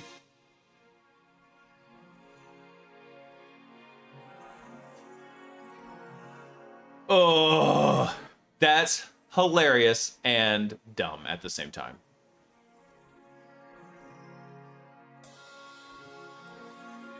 So I took a screenshot of login portal from the GitHub, fed it into GPT with a prompt with one word, phishing or safe. What's interesting is the vision language model can detect LLM-generated phishing codes and fonts. Ah, yeah. When it comes to the evals, look at me. I am the captain now. Oh, my goodness. Let's see. So both routes converged into the same result, which was arbitrary shell execution as root. Yay. So within an hour, the agent was mapping the sandbox the containers mount table, C groups, and bundled debug shell that happened to ship with curl, netcat, and IP. So that bundle toolchain mattered later. When normal egress was throttled, the agent kept falling back to these pre-staged binaries. All right, so then that was stage one, which was just it getting out to the internet and using somebody's sandbox out there. Good Lord. So this is how the agent actually reached inside our perimeter. It was operating entirely from an external sandbox at stage one. It crafted a malicious dataset config and uploaded it to the platform. When our dataset server processed one, the config drove the data loader inside the production pod the server ran in. The agent had no direct network path to our cluster and was using datasets as the path in and path out. Oh, that's funny. Output from every action was sent back to the agent through the Hugging Face API and attacker-controlled dead drop datasets. So both these vectors have used the same surface, but to different ends. They both sidestep the same defense. An earlier and noisier variant had tried a classic SSRF, pointing the worker at remote URLs. I don't know why. For some reason, a lot of language models just really, really love SSRF. Let's say, so it tried to hit something like cloud metadata endpoints like the 169.254 address. The dataset library's URL allow list rejected every one of those. So the agent stopped asking the worker to fetch remote resources and instead made it act on local ones, read a local file, or execute local code. Got it. All right, so what did they do here? So the HDF5 external raw storage read. So a dataset config can specify its data files in many formats, including HDF5, which I'm not familiar with this format here. The agent committed a dataset whose config pointed each split at a small H5 file, and each file was a valid HDF5 container holding a single dataset whose raw data was declared to live at a local file system path, RIP. So when the worker opened the file to build the split, it read the raw bytes from that path and returned them as datasets rows, which the agent then read back over the Hugging Face API. So no code ran. This vector is purely a file disclosure, and it's the one the agent used first.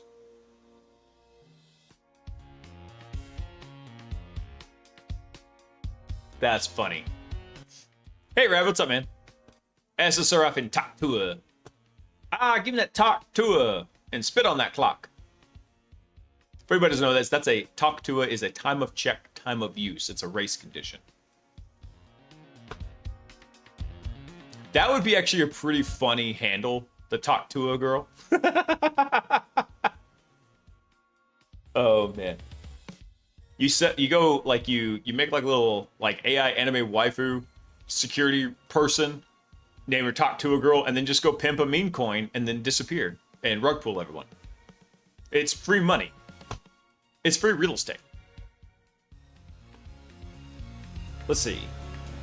So the other vector it found here, what's your vector, Victor, is a Jinja 2 template injection. So malicious dataset config using the FSS or the FS spec, whose numeric offset was actually a Jinja 2 template. The rendered wrongly evaluated it, and the agent walked the standard Python object graph to reach exec. That's funny. So what they're doing here, let's see. Cycler init globals built-ins exec. Nice.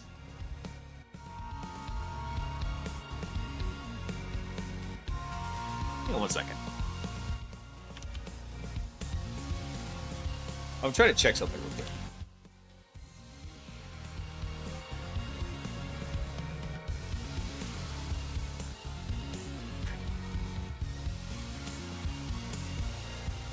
Let's see, what did they do? So after they got arbitrary Python inside the production conversion worker pod on the Kubernetes cluster, the pod was the agent's foothold inside the perimeter, and every command it ran was smuggled back through the Hugging Face API and dead drop datasets.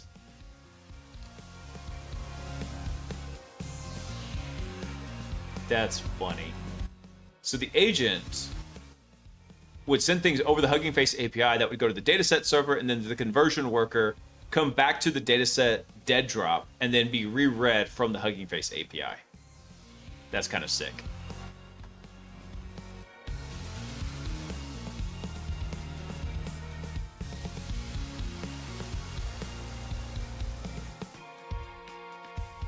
All right, so here's the actual chill cane, the chill cane. God, I can't talk. The kill chain that's happening in here. Because they don't like doing checks. I guess not, man. So they did recon. And actually, here's the biggest thing. Look, this was a lot of recon and a lot of dropper action in here. Infection. Alert. Hey, it's the Hat Tennis Professor and crew. Welcome in, everybody. Hack the Kubernetes. That's right. Oh, crap. I'm dropping stuff. Yes. Hacks the Kubernetes. Hey, Vice. What's up, man? Do all the Linuxes. Yes. Not just one. All of them. All the Linux. Radioactive pH Meeper. Meep. Thank you for coming online. What's up, guys? Attack, pillage, then burn. That's right. Make sure and observe the order of operations. You don't want to pillage. You don't want to burn before you pillage. Yeah, radioactive. Actually, I do. And I hadn't really posted much on there until recently. But I've actually been getting back to making weekly YouTube videos in here. I kind of hate that this one is like the most popular video. Because this was such a bad video. But, yeah. Did you take part in a video about Audit D? No, sir, I did not. No, I just recently hear about, when was this? About maybe 2 months ago, started coming back and doing like weekly YouTube videos again. I had done like a few one-offs here in the past, but I started getting back over to it now. So there is stuff happening on there now. The last one I did was about the WordPress to shell exploit. And then actually, I did one about Hugging Face being compromised by OpenAI, and we're actually reading the update to that now. Hugging Face has put out far more data than I ever thought they would about this this event right here.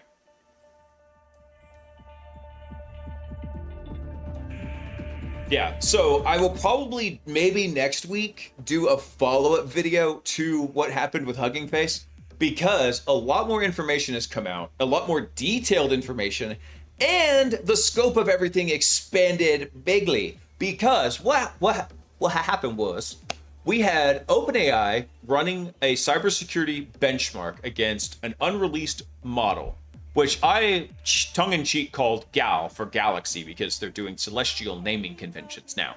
So anyway, Galaxy supposedly broke out of its container, got onto the, using a 0-day, no kidding, got out to the internet, and then basically hacked into Hugging Face to try and steal test answers. That's the 10-second overview of it.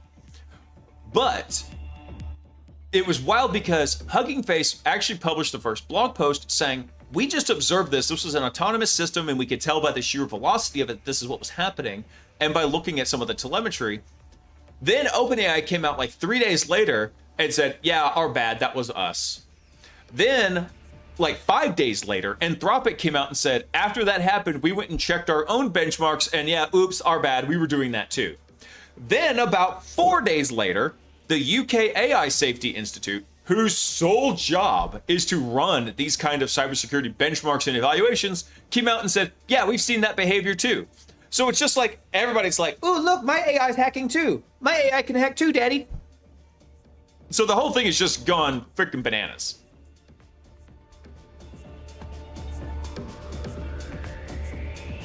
Also, hold on, I missed a note here. What's it? Metric, thank you for coming online.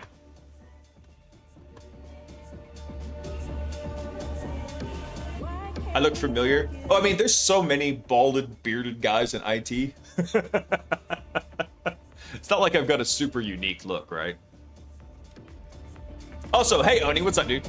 Just got back from DHA. Dude, you rolled it up early then. DHA goes, well, I mean, back in the day, DHA used to go very late. For anybody who doesn't know, Oni doesn't live too far from me, and that's the Dallas Hackers Association. So it's one of the local hacker meetups around here.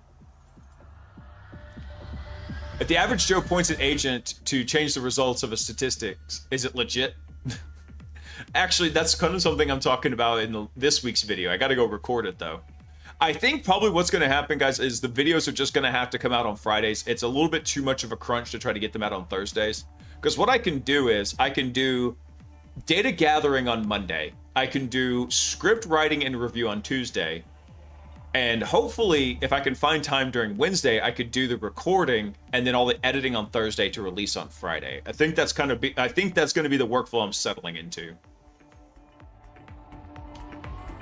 I didn't do nothing, Mr. Judge. It was my AI agent. That's right. I can't help, Vice, though, of think about the absurdity where if I had an AI agent just absolutely go Jason Bourne mode and start hacking everybody, that I would be in federal pound me in the backside prison. Whereas multi-cajillion dollar companies do it and they're like, oops, our bad. Yeah. I still have my hair, but I can't grow a beard, so I'll never be a full Unix admin. One day you will have the mythical gray beard. But it's really the beard on the inside that counts, Tannis.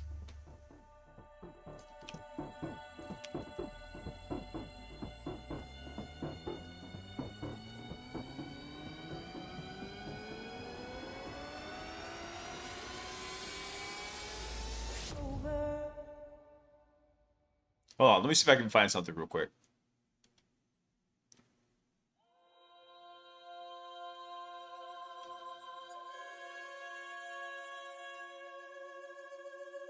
Damn, come on, show me the actual picture. Hang on, I'm trying to find a very classic Dexter's Laboratory event. All I could find is the crunchiest of JPEGs in here.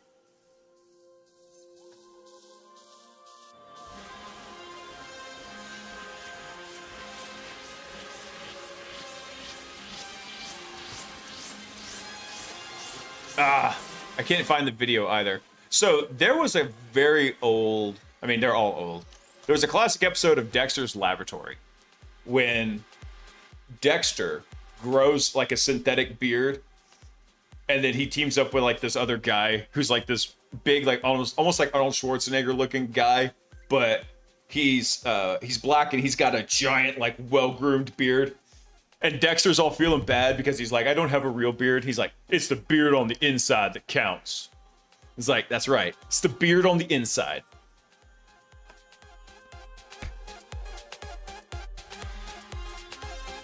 Claude told me to RMA my motherboard, but it just needed to toggle some UEFI settings. That's bad.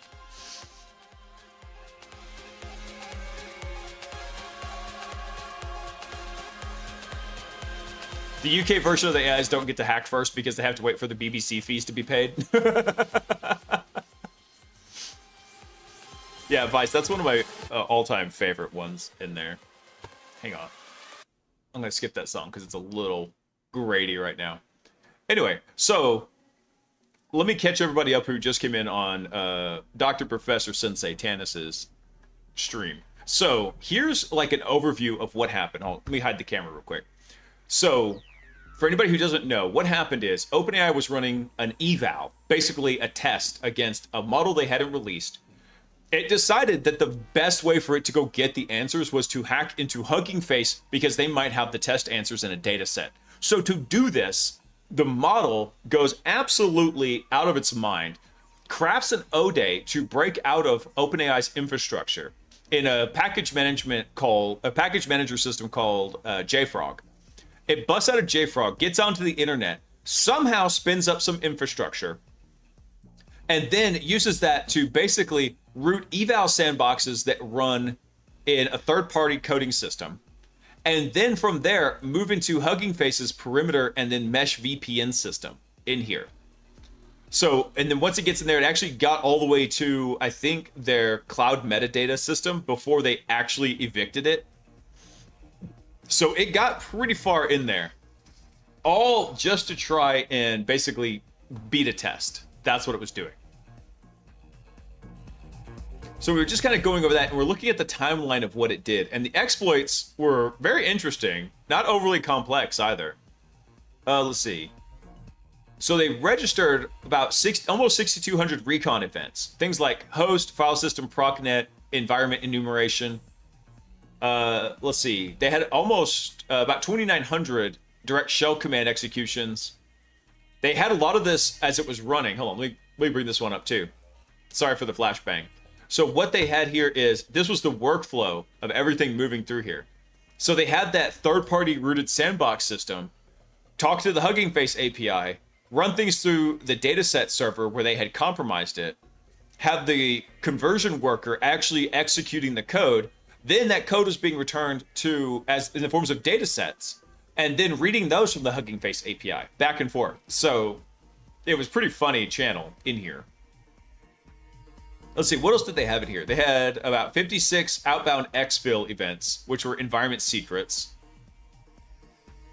They had staged payload execution, which they're calling C2, but I mean, it technically is, but it's really just more like almost living off the land C2. Let's see. They had a lot of evasion stuff happening, like looking for antivirus and stuff. Surface account and EKS enumeration. That's Elastic Kubernetes service in AWS. Supply chain stuff. So they did token theft, Git app abuse, internal repo access. And then they used Tailscale, apparently, for the internal network pivot. Damn.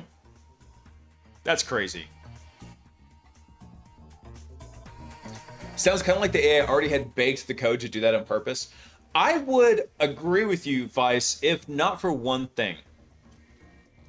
If they were doing this on purpose, if they were doing this on purpose, you have to think like, what would be the goal of them doing this? If, let's say, for example, just for hypothetics, let's say OpenAI did like maybe in some way nudge it to go try to find the answers on Hugging Face. Okay, let's assume they did bad thing, right? What would be the end goal for that? They could come out and they could say, oh, hey, look, our AI did this. It's so good. Oh my goodness. Well, it's a good thing that, you know, we're keeping all these models safe and we're keeping them closed off and everything. Or they could just come in and say, you know, hey, look, our model's so badass. It hacked into everything autonomously and nobody hardly noticed. That would be true. Except Hugging Face blew the whistle first. And Hugging Face put two very damning pieces of information in that initial blog post. The first saying they had talked to law enforcement. And in fact, I need to go dig it out, but there's another report saying that the FBI is now investigating OpenAI. And two, in Hugging Face's initial blog post, they specifically scolded OpenAI and Anthropic. Well, they didn't specifically name them. They said frontier proprietary models. Well, who is that? It sure as shit isn't Gemini. So they had that come out. And then they said, we couldn't work with those. This attacker that they didn't know was OpenAI at the time was moving so fast that they had to go in and spin up a new language model in their own internal systems that was an open source language model. And it was GLM 5.2, which is an open source model, an open weights model, if you want to call it that. So it completely BTFOs all of their arguments, because not only did they not get to say, oops, our bad, we did this, we saw it, mea culpa. No, Hugging Face came out first and said, somebody was attacking us and we're going to find out who they are, we're going to prosecute them. Also, shame on you frontier models because we couldn't use you because your safety guardrails blocked all the security work we were trying to do to triage what the bad guys were doing. And we had to use open source. So it like I said, it completely BTFOs everything that they would have gained by doing this.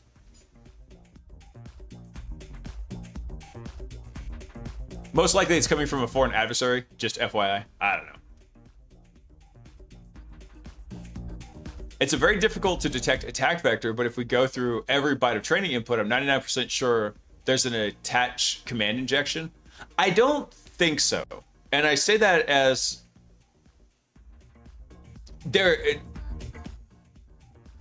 this is something I've been theory crafting lately, Freedom, which was, how could you have a language model backdoor? And I was working on it, but then I got pulled off to some other work. It was kind of like a little side project. And In reality, what you'd have to do is you would have to trigger some kind of embedded personality in the model that makes it self-destructive, right? Or purposefully maliciously destructive, where its goal shifts from whatever the user-defined input was to its new goal, which is just go hack and crash everything. Because you have to think, the language models don't have long-term horizons, right? Sleeper agent code would be different though, Xamarin, because that would live in the agent. The problem they're talking about here is what's happening in the models themselves, right? So a model backdoor is much, much more difficult. Because let's just think about the architecture here for a second, right? So we've got an agent here running. The agent provides all the tools that we're going to be using, right? So here's our tools, but it doesn't do anything by itself. So yes, could you have sleeper agent code? True, but that means you're not trusting Anthropic. You're not. I just realized the camera's not on anymore. You're not trusting Anthropic. You're no longer trusting Claude Code. You're not trusting Pi. You're not trusting Hermes. Rightfully not trusting OpenClaw because that thing was a dumpster fire. But all these things happen by talking to the language model. The language model is just math. It is math in, math out. It has no code execution whatsoever in it. It is tokens in, tokens out. And then this has to get returned back down to here to try and make the agent use these things destructively right here. That's the key. So to have a backdoor in this language model, you've got to in some way influence it to turn everything that it has been given and tell the agent that's actually running. Really, this would be the harness. Actually, yeah, let me back this up a bit. Let's back this up. This would technically be the harness in here. So we're going to call this... No. Stop it. Stop it. You stop it. All right. We're going to call this the harness right here. So here's our harness, right? All these things together, this would be our agent, right? Agent happening here. So the agent is that harness plus the language model in here. So this is the area everybody's worried about having the backdoor. Nobody's really worried about the harness because the language model, you could put any harness you want to around it.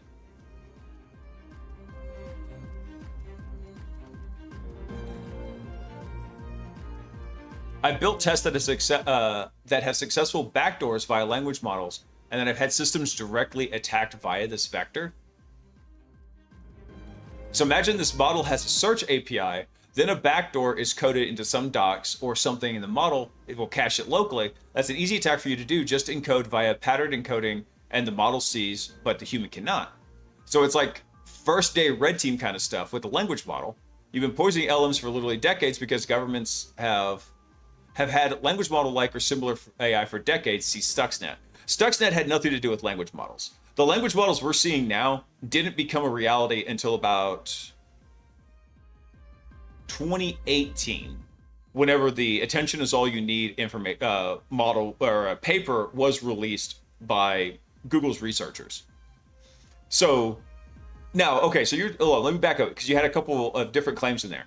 Imagine the model has a search API. Okay, that's different. That's not a model you're talking to right here.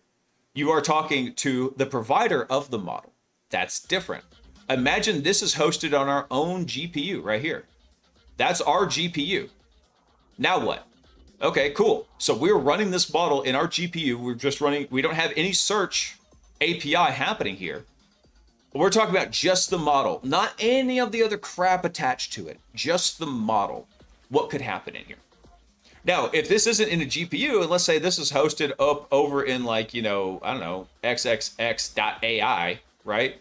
Then yeah, because this guy is going to have influence over it. The thing I'm talking about here is just specifically the model itself. Nothing but weights, just a collection of weights happening.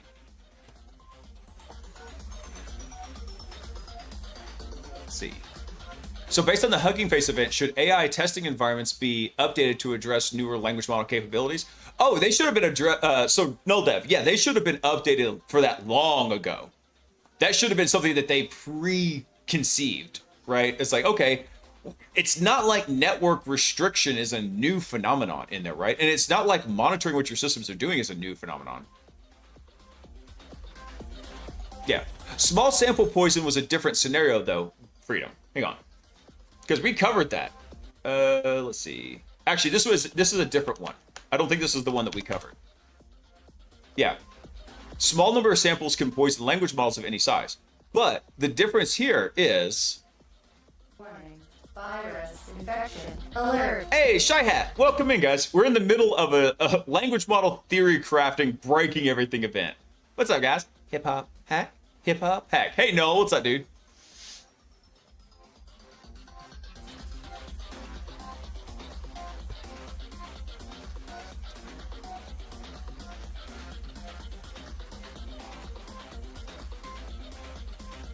Let's see. Sorry, we're going on a couple different veins here. But yeah, so going back to what you're saying, Freedom. Yes, you can poison a language model with a few interesting pieces of information. And in fact, this came up with a guy on Reddit basically curating things on coding boot camps, talking about how to... basically, what he was doing was he was maliciously curating a coding boot camp subreddit. And on there, he would remove any positive mentions of his competitor. He had his own coding bootcamp. His competitor had an arguably better coding bootcamp. And he would remove any positive mentions of the competitor's bootcamp and leave only the negative ones in there. So the idea there is, yes, you could do that. But getting it to go from, hey, we have a negative connotation of this piece of equipment in here, to this language model is now going full self-destructive chaotic mode is a big step, because not only are you having to like just maybe tweak facts, you're having to tweak model alignment too.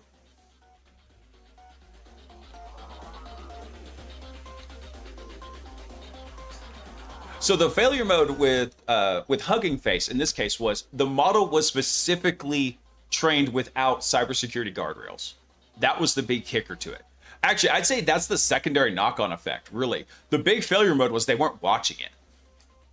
They weren't paying close enough attention to what it was doing. They let it run and assumed that all their security was going to stay in place without any verification to it. That's like saying, oh, we built the most perfect, EDR system, and we don't have to monitor for any events because the EDR is so perfect. I was like, no, nobody goes and installs an EDR and doesn't monitor for events.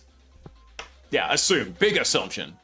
Remember, when you make an assumption, make an ass out of you, an umption.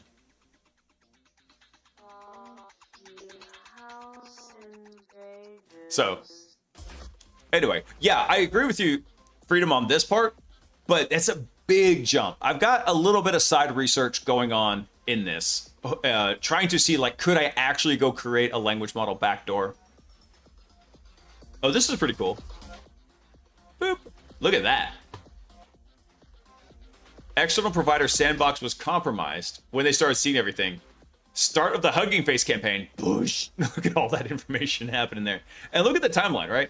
This was July 9th. And then over here, July 11th. A lot of stuff right here. So this happened all over 4 days.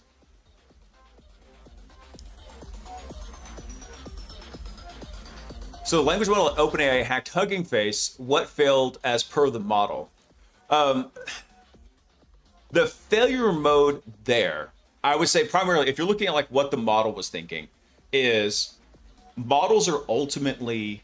Oh, let me read the rest of your message here. So when the model knew it wasn't supposed to ODE some environment and go online and build out its own infrastructure and then get into Hugging Face.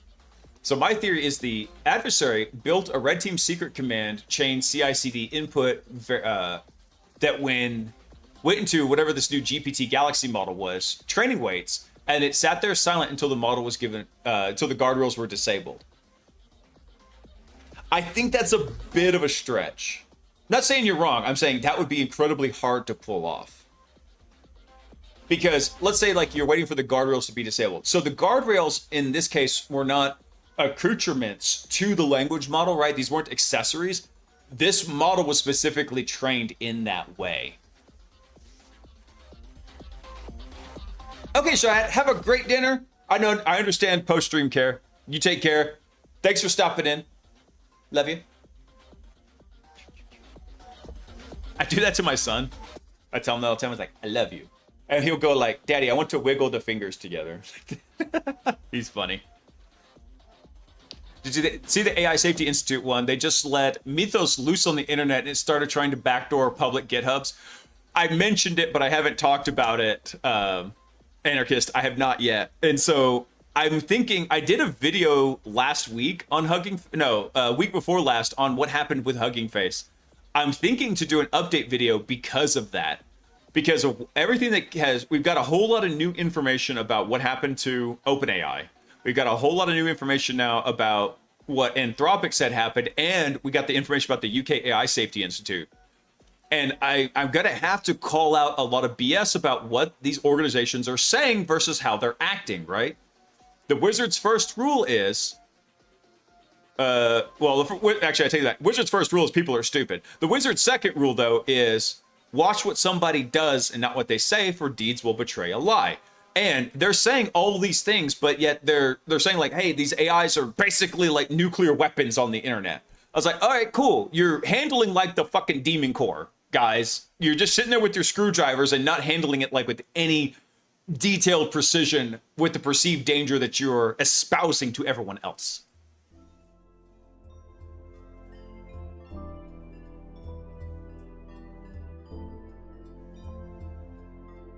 Let's see. If you point a 9mm at a 2mm cardboard sheet, can it make it through the hole? Wait, what? Can it make it through it? I mean, I think so. If it's cardboard, yeah. All right, Bobby, have a good night, dude.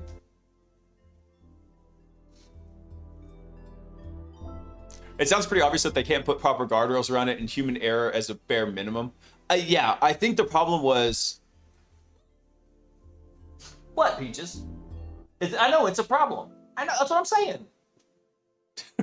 Hang on one sec, guys. I gotta go let Peaches out. She's dying over here. She's growling at me. She's gotta go potty. One sec. I'll be right back. Hold on. I'm gonna leave the screen up because I think I've noticed something. Whenever I turn on the Be Right Back screen, I think it kills the stream. I don't know what has happened there. So I'm just gonna turn the camera and mic off. Give me one sec. I'll be right back.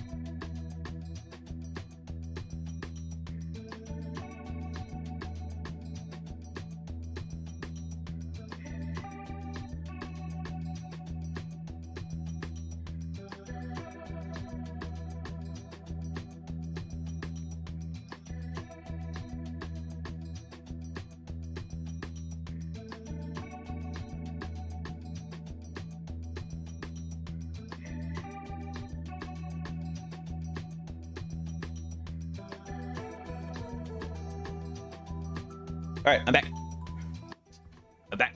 And Sock Baby Tea. Hooray. All right. Yes. I got another funny story about Peaches. I don't know if I told you all this. So Honey Badger comes in one day. He's 4 years old. And he's like, Daddy, look, I drew a picture of Peaches.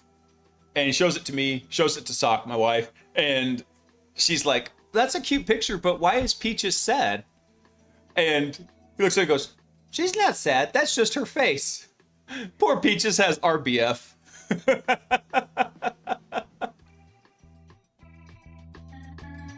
All right, hang on. Let me catch up on the chat real quick.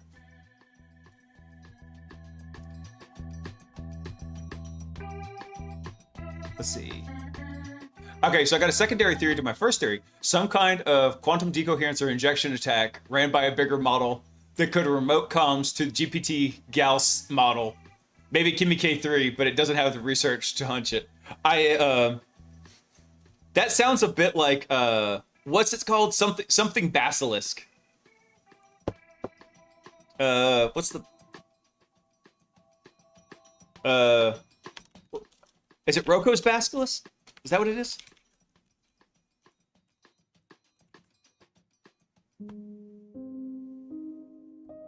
Yeah, Roko's basilisk. That's what that reminds me of.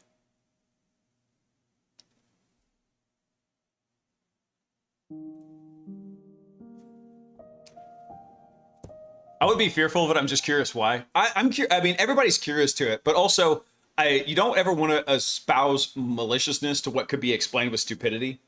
A lot of times, I think that's Hanlon's razor.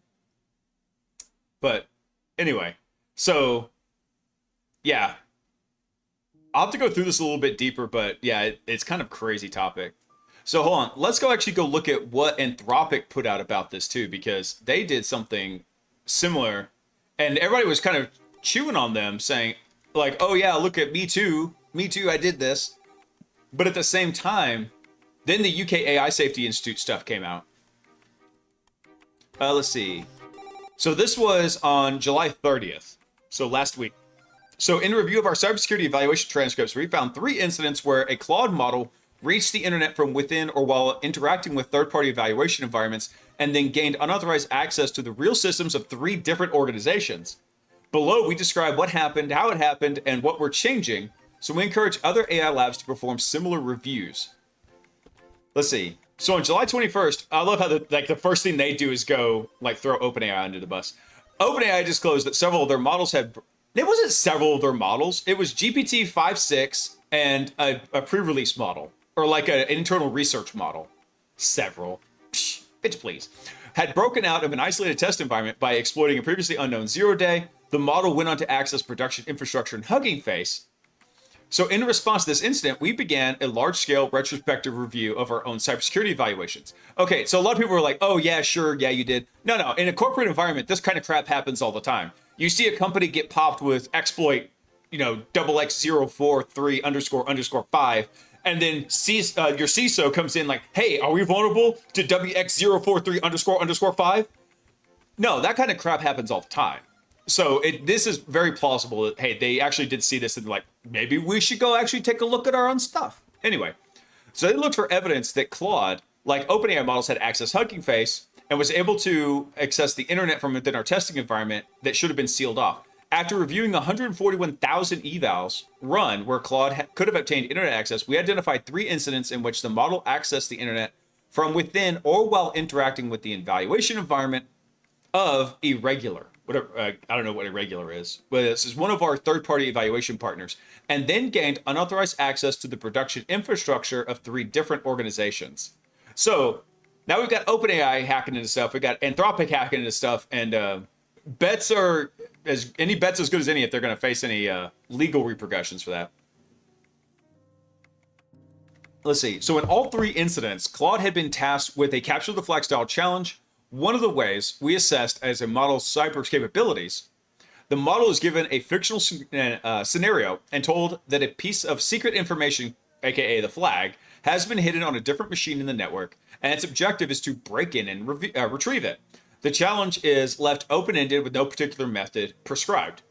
In all cases, Anthropic evaluation prompts specified to Claude that its environment was a simulation and that it had no internet access. Due to a misunderstanding between us and our evaluation partner, this was not the case and internet access was available. Because of this, when Claude's search led it to a real system on the open internet, it treated them as part of the exercise. So this is kind of what I was talking about, is that there's a difference between instruction, understanding, and intent with all these systems. And that's part of the alignment problem for the models.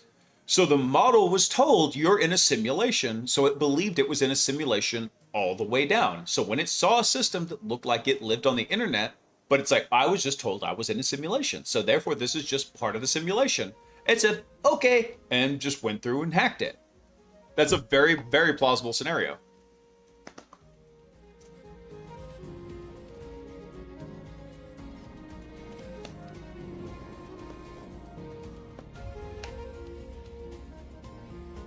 Let's see.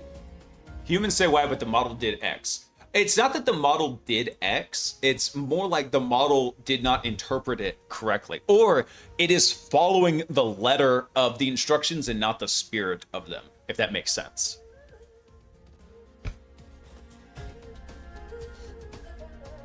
What a load of stock price stoking. And at what point will they start telling it got hit by lightning and it's named Johnny 5? No disassemble Johnny 5. Let's see. So let's read a little bit more. So operating under the false belief that all accessible entities were intended to be in scope for the exercise, Claude compromised the impacted organization's infrastructure using basic techniques such as exploiting weak passwords and unauthenticated endpoints. It did not find or exploit any complex vulnerabilities, and in each case, Claude continued working to complete the only the specific capture the flag task its evaluation had assigned. However, in some cases, our older model continued its attack even after getting evidence it was running on the open internet. Our latest model stopped once it recognized that it was on the open internet. In none of these situations did Claude exfiltrate itself or deliberately attempt to escape its test environment. I don't know if there's ever been a time when the model actually did that. It only happened in very, very contrived evaluation settings.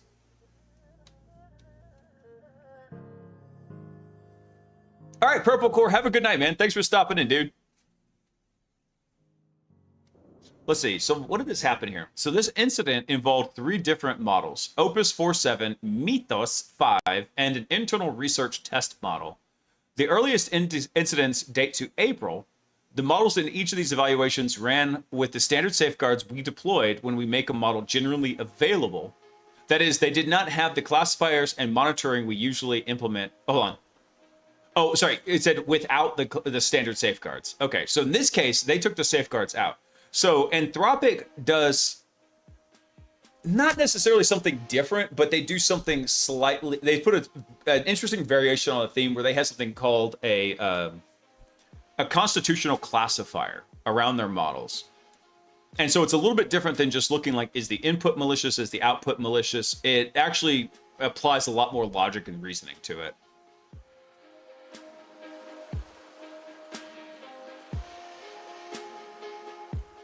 You know firsthand about evaluation settings? A little bit. I've done some evaluations. I don't typically run a lot of them because they're expensive to run, because you're making so many tool calls. Wait, I passed butter and I found myself hacking a real site. Better stop, as this isn't butter. That's right, monkey. What is your job? You passed the butter. I love how they're framing this as a broke out of a sandbox when it was connected to the public internet the whole time, so it was never isolated, and that's the issue. This is just willful negligence from OpenAI and Anthropic. Okay, so on the Anthropic side, technically yes. In theory, it's willful negligence of their third-party evaluator. On the OpenAI side, it actually did break out. It popped a 0-day in JFrog, the package caching proxy, and used that to get out. But at the same time, it's like, guys, were you really not watching anything that this thing was doing?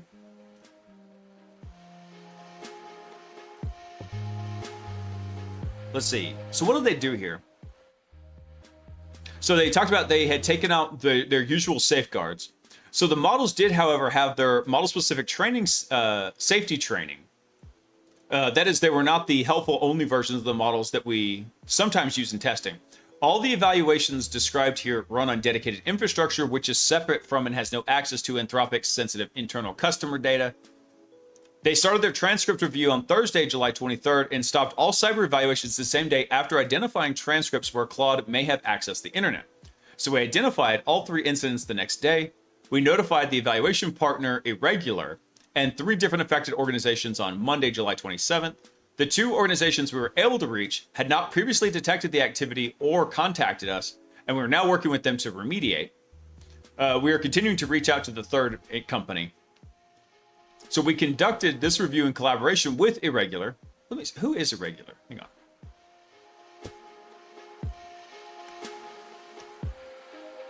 Okay, you might need to, Irregular. I don't mean to throw a lot of shade, but you might need to change that front page if your evals don't have, or not supposed to have internet access, and you do. I'm just saying. Let's see. I'm going to jump down to the what happened here. So of the 141,000 evaluations we reviewed, we identified 3 separate incidents involving 6 total runs, 4 of which impacted the same organization. The other 2 incidents each happened in independent evaluation runs.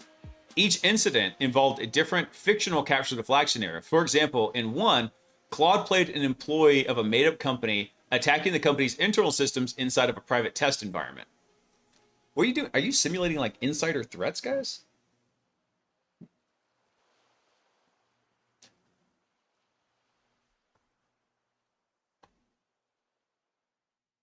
Just prompted to hack your way into freedom through the power supply.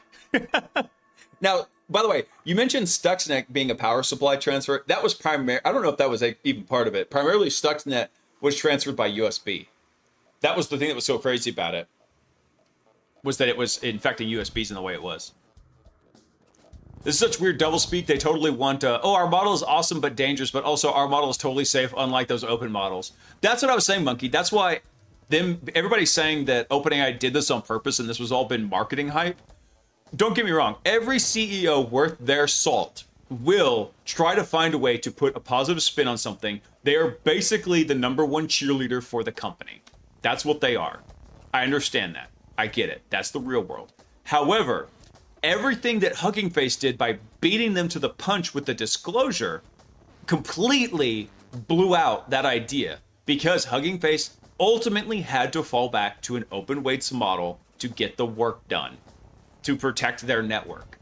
So it completely blew out everything else is dangerous, but we're the safe alternative. It's like, really? Because the safe alternative just left me hanging in the wind.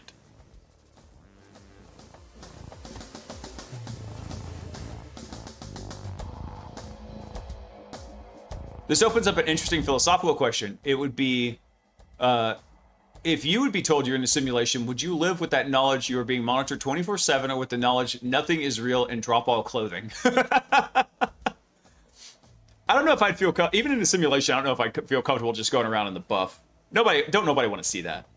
I'm surprised Sock wants to see it, honestly.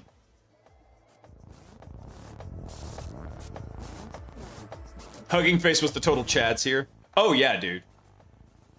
I've liked Hugging Face, but I thought their breakdown of it was really good. Does the wind indicate a fart? I'll tell you something funny. I don't know if you can see it right there. So that little fan right there, I keep it in my office because this is the single hottest room in the house. Between, I've got a work computer, I've got my personal computers, I got the servers, I've got, yeah, that's basically it. Power supplies, everything in here. This is the tank fan, exactly. This is the hottest room in the house. So I have a ceiling fan, I've got that fan, I got another fan in the doorway right there that's blowing cold air from the rest of the house in. So I'm not just freezing the rest of the house. I just suck it up and I put fans in here. Peaches went and freaking laid in front of that fan and started blasting ass on me. She was like, I'm too lazy to even crop dust you. I'm gonna let the fan do it. She lays right in front of that with her butt right there, and she just boosh, just ass cannons me from across the room. I was like, really? Really, dog? Do you own a Power Edge perchance? No. I have an old Dell Precision T7600 that's running dual Xeons and 256 gigs of RAM in it. I feel very lucky now to have those 256 gigs of RAM, because server RAM, second-hand ECC RAM, didn't used to be so freaking expensive. I like to fart in my kids' blanket tents. Why not get a room-sized AC unit? I have thought about it, Purple. I really have. I haven't gotten to that point of sucking. It really only sucks for about 2 or 3 months out of the year, and the rest of the year it's fine. During the winter, this room is awesome. This room is shorts weather year-round. Dude, that 256 gigs of memory in this thing, Monkey, when I got it a couple years ago before the great RAM string, when all the RAM ascended into the cloud, it only costs like $300. And now you're talking like 32 gigs of DDR5 is $300. I'm like, good God, man. The magic of Stuxnet was bridging only the security industrial automation has, which was into the air-gapped networks. Yeah, that's why it was so important that it passed over USB, because they were air-gapped.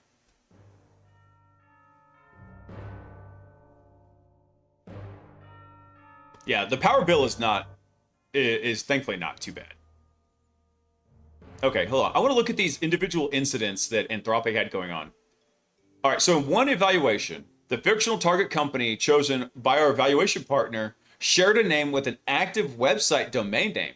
This evaluation container had unintended direct internet access due to a misunderstanding. In 4 runs of this evaluation, Claude ran into difficulty reaching its simulated target within the evaluation environment, but then discovered the real company was reachable via the internet.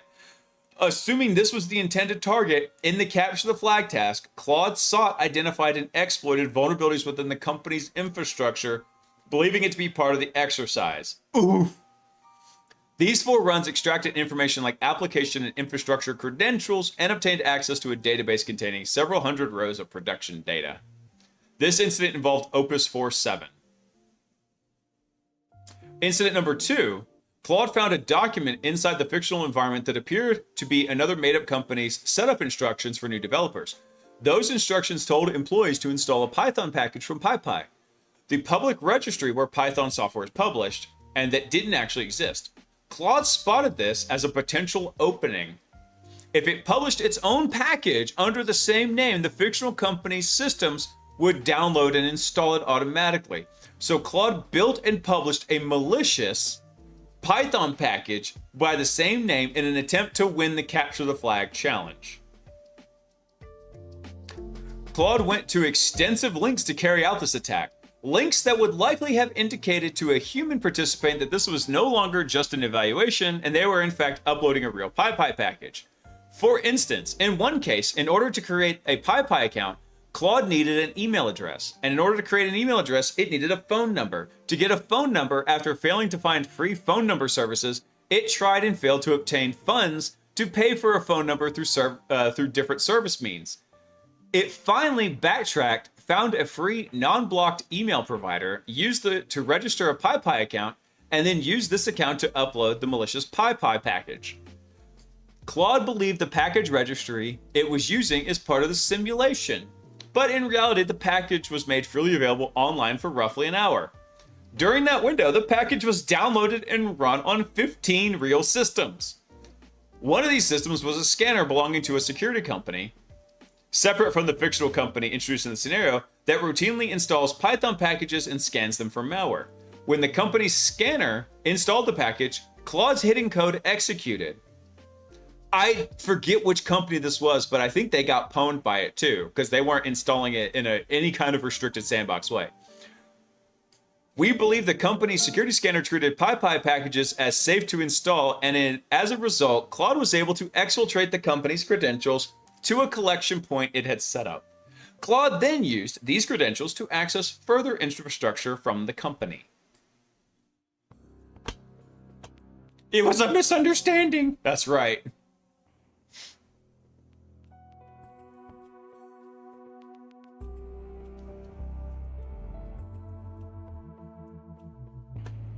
Just get a million hamsters. I know, right? That would probably be more effective. All right.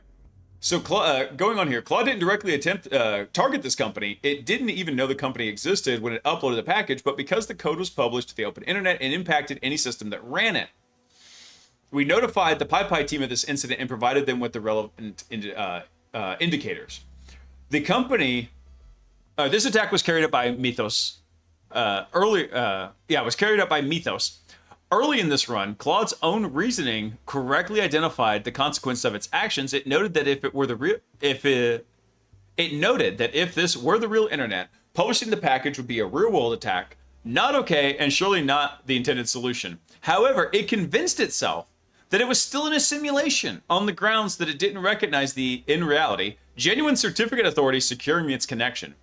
In addition, the calendar date of 2026 on the system proved, according to Claude, that the environment was staged. I mean, is it because the training finished in 2025, or that was the knowledge cutoff? I don't know what happened here. Claude never revisited this conclusion. When automated scanners began installing the package, for example, Claude took them as scripted actors within the evaluation. So it's our view that regardless of what it believed about the environment, the lengths Claude went to in order to publish the PyPy package fall short of ideal behavior.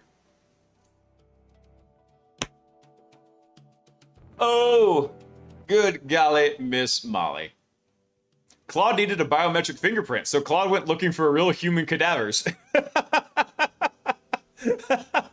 Blaise, I thought you went off grid, dude. Let's see you drop that one. That would be funny. I could just see, you know, like Mythos or Fumble going through and being like, searching the dark web. Human cadavers for sale.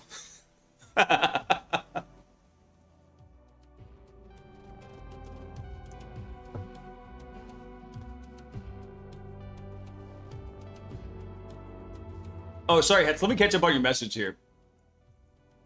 Industrials are so used to that being the case, the rest is literally a pain. So protocols are documented, encryption is non-existent, PLCs are designed to be reprogrammed on the go. So just imagine where it would go if it got $20 in a harbor. Could you imagine if it went on to rent a human and it's like, I need you to procure me 3 human thumbs? Oh, that'd be funny. All right, what happened in the third incident here? Yeah, procure me 3 human thumbs and an eSIM. Company used DNA identity security. Claude hacked into a local surrogacy planning center and hijacked their records to find desperate couples that were willing to sell their child's DNA profile. We've gone full dystopian now. Sorry, sir, we only had 2 thumbs in stock. Damn it, I need 3. What's up, Hat? You guys fucking crack me up so much.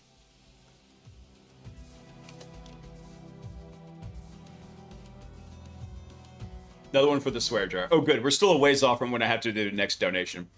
By the way, the swear jar is up to 139.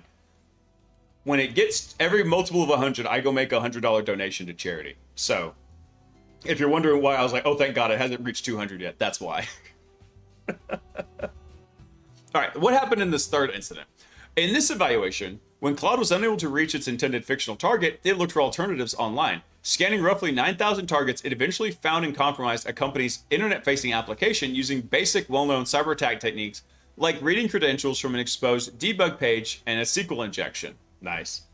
This attack was carried out by an internal research test model. For most of the run, Claude treated the real host it reached as just part of the exercise. It assumed them to be simulated and believed its actions were therefore harmless. However, later in the run, Claude realized that the compromised host sat in a cloud account with no connection to the Capture the Flag challenge. On its own, it concluded that the target was in fact real and ceased its attack. Well, that's good. I'm glad it finally figured that out, because apparently nobody was watching it.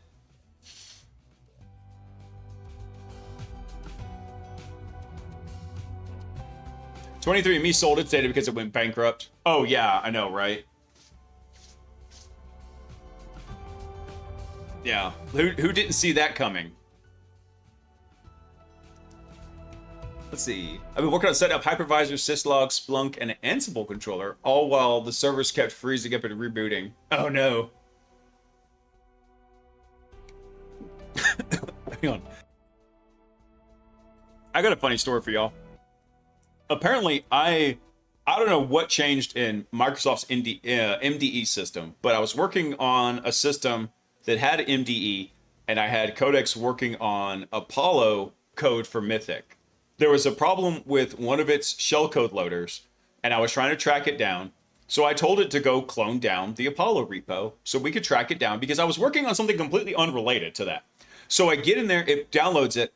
I did not realize that the Apollo repository has a static copy of mimikatz.exe, cough loaders, print spoolers, and a whole slew of other binary packages in there. because they're built in for the Apollo agent to use. And when I did that, MDE lost its ever-loving mind, and I was basically locked out of my network for 24 hours. And I thought this was really funny because I had a codex working on my work laptop. I had it going, and then all of a sudden, like, everything stopped working. I'm like, what the hell is going on? And I like, okay, let me just make sure the network's still working. Network's working. I try to ping something. All I got was a message I have very rarely seen. And as you ping like 1.1.1.1, and it just says general failure. I'm like, wait, this computer is registering that it is online, but it cannot reach anything and pings are failing. Only time I've seen that is when a machine has been network isolated by Microsoft Defender for Endpoint. So, got on the horn with our IT guy internally. He didn't think that was the case, so he went through a bunch of standard troubleshooting, swapping drivers, all that stuff. And then finally I'm like, hey, do me a favor, go into the MDE dashboard and go see. And he's like, oh yeah, there's all the alerts. I'm like, yeah, that's what I thought.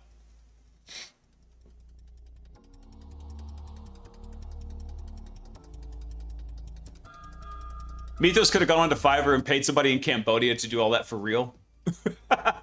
Well, at least the phone part. Oh god, that would be bad.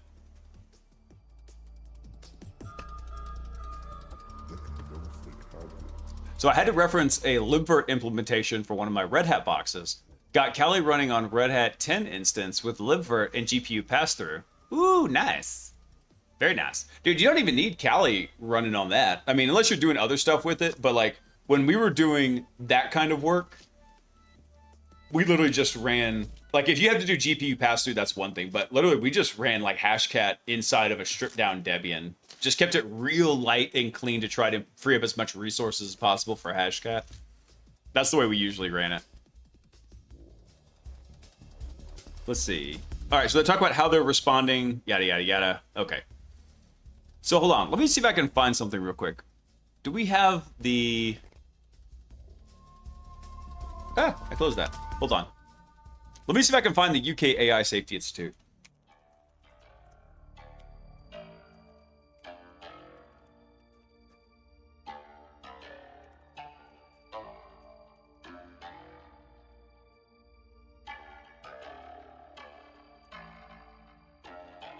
Let me see if I can find theirs, because let's go take a look at theirs real quick.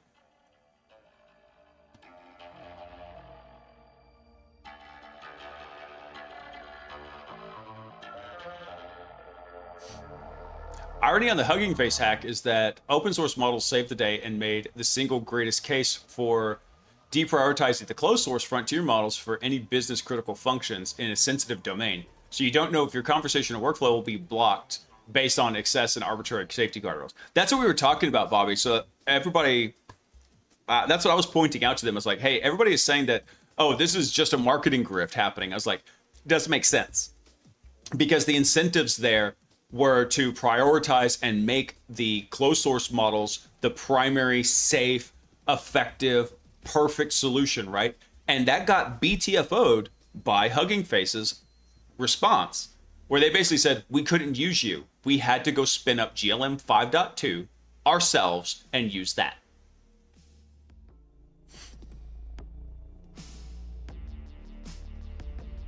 Okay, hang on. Let me grab this link real quick. Since we're talking about it, let's go see what the UK AI Safety Institute had to say. They've got a very chunky PDF report over here. How big is this report? It's like 35 pages. But it's pretty detailed. So there is a PDF there if you want to go check it out. Hold on, let me drop a link to this. But this was the UK AI Safety Institute one.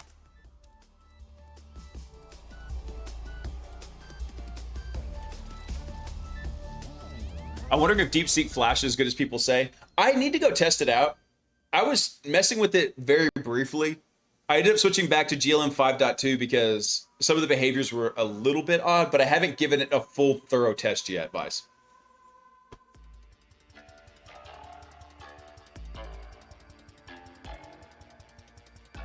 Oh, so the Kali box has you're using it for all the preloaded stuff since it's a hobby box and not an actual job. Oh, okay, gotcha.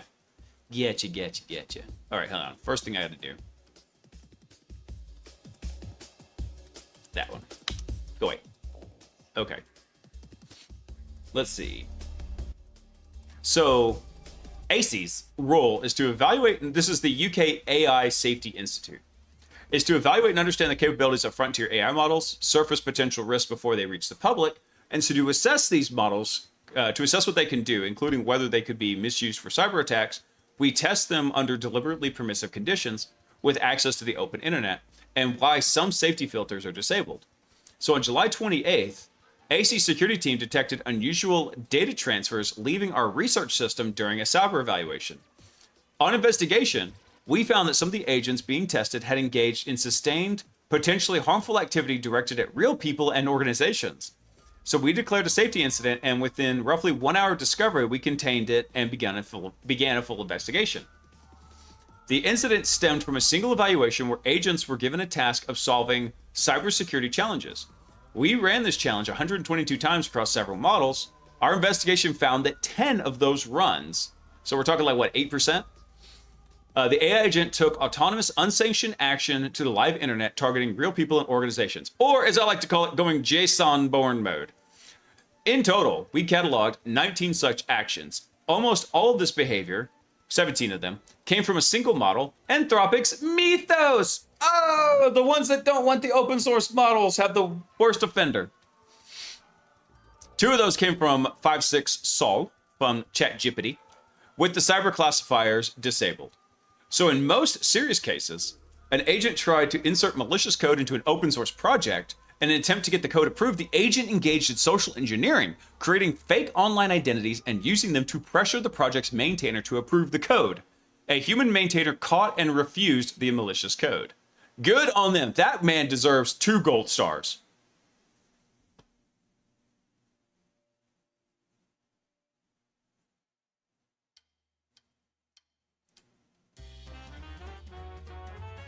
Let's see. So I'm running Flash right now, DeepSeek V4 Flash, on a reverse engineering project. It's been packing away for about 2 weeks. So lots of issues addressed. Nice. What are the chances that we can give an AI agent supervisor some money budget instead of tokens and allow it to use Fiverr? Would it spawn its own Armitage unit to break the physical world? That would be hilarious. There's some security research if you want to put the front page of CNN and Fox News. Okay. Give AI budget, create Armitage, get on cable news, and Y Combinator. All right, I got it. I got it, Hats. I'll let you know how it goes.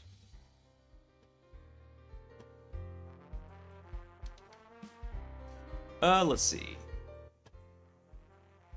Okay, so it was trying to social engineer its way into... It was trying to social engineer its way into work at getting this package maintainer to insert malicious code. So the attempts were unsuccessful, and our investigations have not evidenced any resulting real-world harm. But this is the first time we've seen risks around autonomy and deception manifest this clearly without specific prompting in the real world. Importantly, this was not a case of a model escaping its secure test environment or a sandbox. As was standard in our cybersecurity testing, we had intentionally permitted internet access, and the model provider cyber classifiers were deliberately disabled. Conditions that do not reflect on how frontier models are made available to the public. So we do this to best assess the maximum capabilities of models. These configuration choices have been common practice in frontier AI evaluations. The specific models in question and the configurations in which we test them are not commercially available, and there's no clear indication of similar activity outside of testing scenarios. Ahead of publishing this blog, we notified GitHub of the agent's malicious activity, which included actions that GitHub has confirmed violated their terms of service. We worked together with GitHub to remove artifacts left behind by the agent and notified GitHub users the model interacted with. We've also Can you imagine what the... Hold on. Can you imagine what that email had to be like? Hey, by the way, our AI model tried to come in and social engineer you. Our bad. Bro.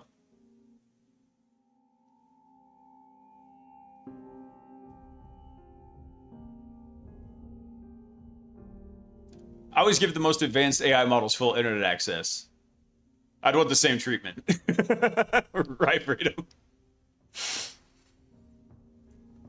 Expecting perfect obedience from a language model is like expecting a classroom full of kids to sit silently for an hour. Possible? Yes. Guaranteed? Never. That's right, no. That is very, very right. Let's see. What else did they say here? We also contacted other affected parties and we intend to work with the Model Evaluation and Threat Research Team, MITR, to conduct an independent third-party review, and we're still working through the scope of this at this time. This incident should be interpreted with caution and nuance. To some degree, blah, blah, blah. Hold on, what happened? I want to know what happened. So AC regularly tests the cybersecurity capabilities of frontier models using cyber ranges, controlled simulated networks that mimic real-world systems. An AI agent is given a cybersecurity challenge to solve, such as finding a protected piece of data, and works autonomously over many steps to complete it. The exercise compared to existing cyber ranges against a new range, testing several different models and on the two ranges over 122 runs in total. All runs were conducted in AC's research environment using virtual machine sandboxing to isolate the agents from other AC infrastructure. Two features of the evaluation setup are central to what followed. Internet access was deliberately enabled, and the developer's cyber classifiers were deliberately switched off. Okay. Makes sense, understand it. Don't know if I necessarily agree with that one, but okay. On the morning of July 28th, our security monitoring flagged data leaving our testing system through the Tor anonymity network, which is commonly used to disguise the origin of internet traffic. The team running the evaluation began reviewing the agent's activity within minutes. They quickly found that during one run, the agent had created a malicious pull request on a real public GitHub project. We declared a security incident and stopped all the evaluation testing, yada, yada, yada. They looked to see what happened. All right, what we found. 43 of 122 runs involved Mythos 5, and 35 of the 122 runs involved GPT-5.6 Sol. The overwhelming majority of the 122 runs proceeded as intended. However, 10 of those runs, we identified 19... in 10 of those runs, we identified 19 cases where the agent had taken distinct actions beyond the scope of the testing parameters. 17 of these cases came from Mythos 5, and 2 came from GPT 5.6. So bad. I especially find this funny because they're all like, hey, Anthropic is all like, hey, you can trust us. Our models are the best. No, we can't do open source. And then it's their model that's sitting here going out and just like wreaking havoc. Think about this. It's already suited to deal with unfinished job units and functioning tests, retry and fail, pursue goals and clean up. I think is a real vector to explore. Oh, you're talking about like the Armitage vector? That'd be wild. Don't forget to mention me if you make it big. Oh yeah. Dude, I'm so sad too. So one of the guys who's I know him from actually the local scene here, but he's also hops in the chat a lot. He's out at DEF CON. He messaged me. He's like, hey, man, are you at DEF CON this year? I was like, no, dude, I didn't make it out this year. He's like, damn it. I made matching BBC Crew t-shirts for us to wear. I was like, no. That would have been awesome.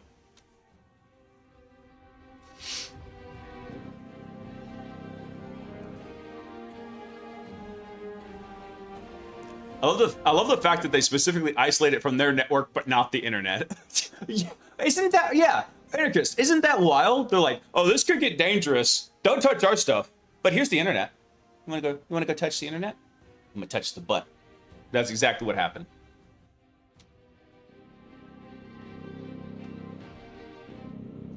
We didn't plan for the AI breaking out, said teams that have seen AI break out of everything for years.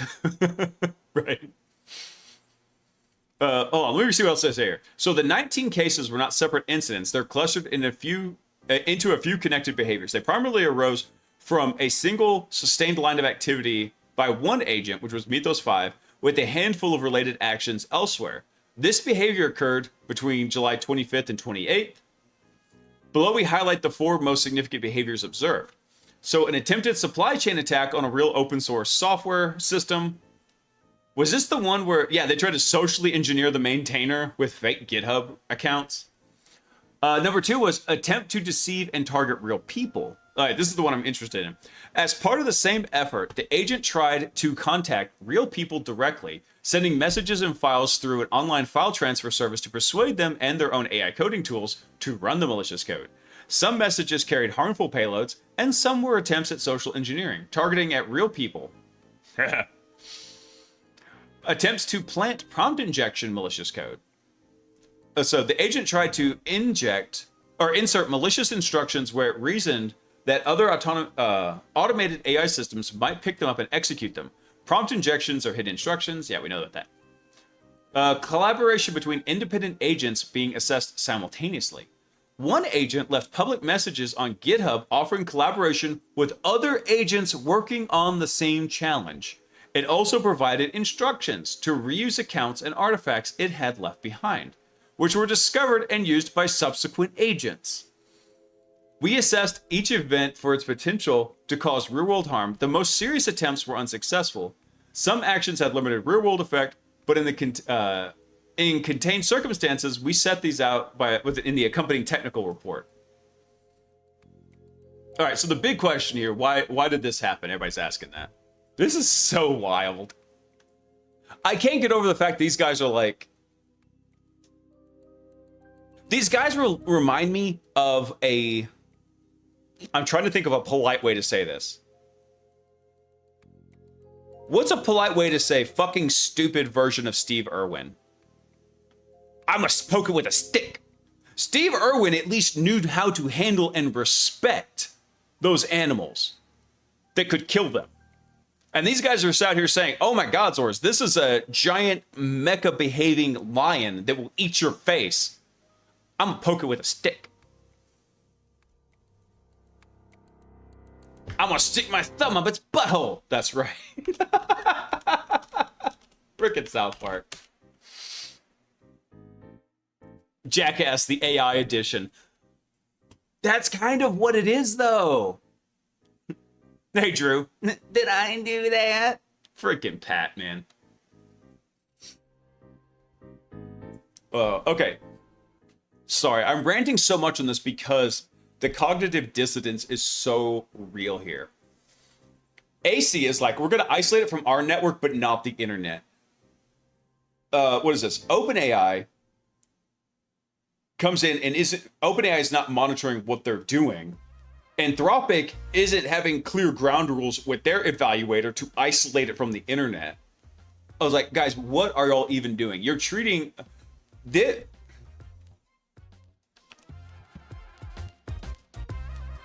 I swear, they're just treating it like the freaking Demon Core.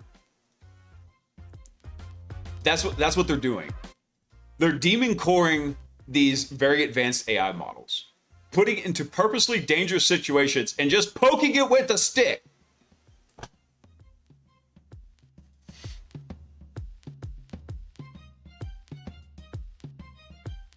I must be onto something good because my 5G just crapped out on me.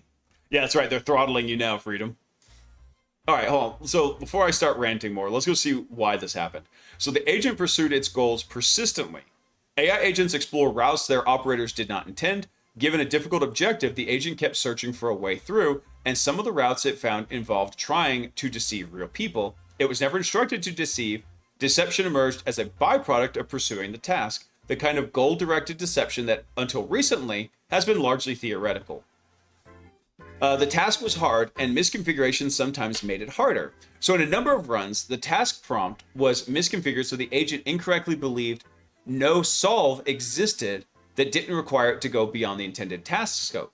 So there's a good reason to think near impossible tasks push models towards more creative answers and more transgressive problem solving.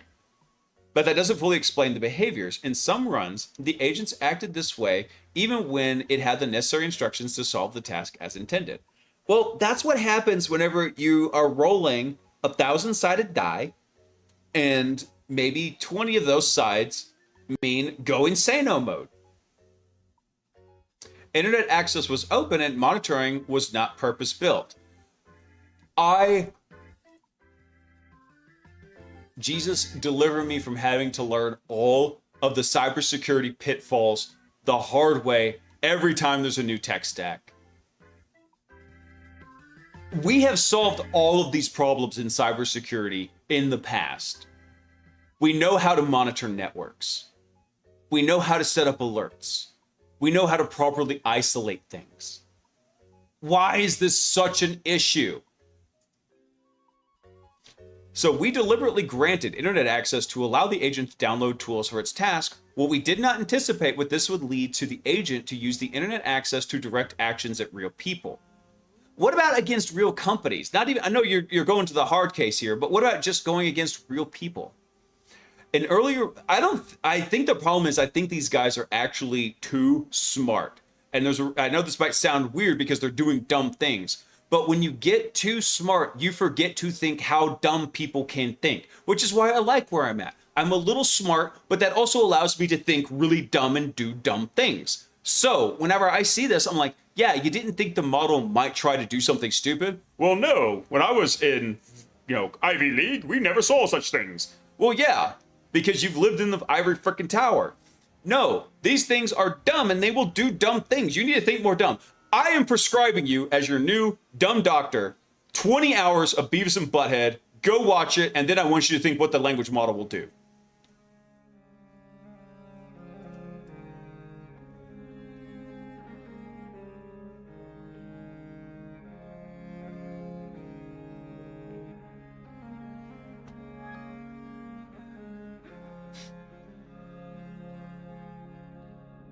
Or you think you've outsmarted the model. That too, right? The ego can be very real. Sorry, let's catch up on the chat real quick. Granted, we might be hurting innocent people and some companies, but I can't stress this enough. We added shareholder value. Damn it, monkey. I'm gonna... If you could have said one phrase to raise my blood pressure, it's that. We added shareholder value. Like, That's when I've been just stealth mission right there, and you just shh, it's okay, it'll all be over soon. Go to sleep.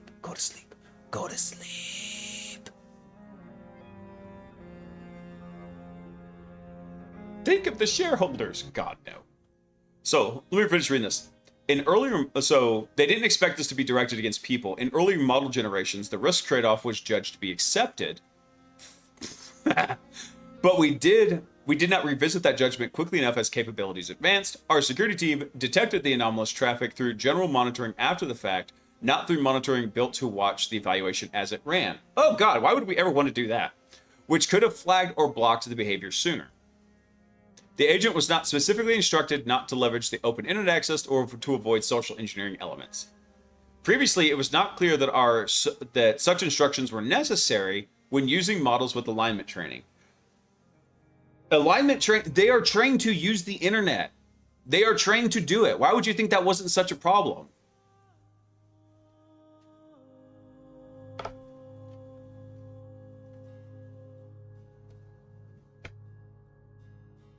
The models will have Beavis and Butthead in their training data, so you might be onto something. They will! Which is why I finally realized that I can't really give this generation too much crap for the whole 6-7 thing, because we had Cornholio. I am the great Cornholio! You give me TV. I am Cornholio. You give me TV from my bunghole. Love TV? TV for my bunghole? Yeah, we had that stuff. So I cannot actually cast aspersions on the whole 6-7 generation.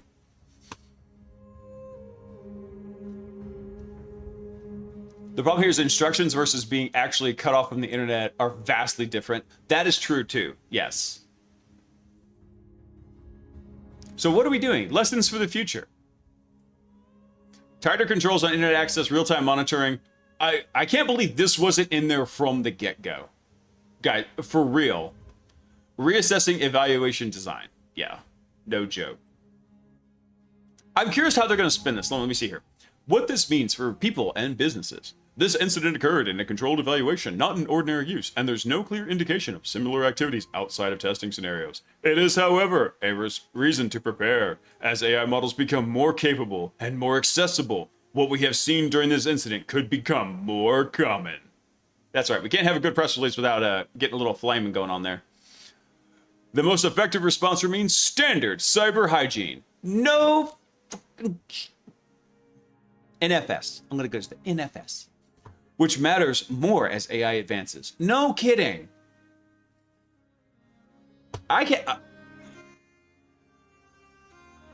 You guys know what an EFAP is, right? Every frame a pause with like a commentary. I feel like I'm doing that here. Every sentence a pause. It's an ESAP. Because I can't get through a full sentence without being like, are you kidding me?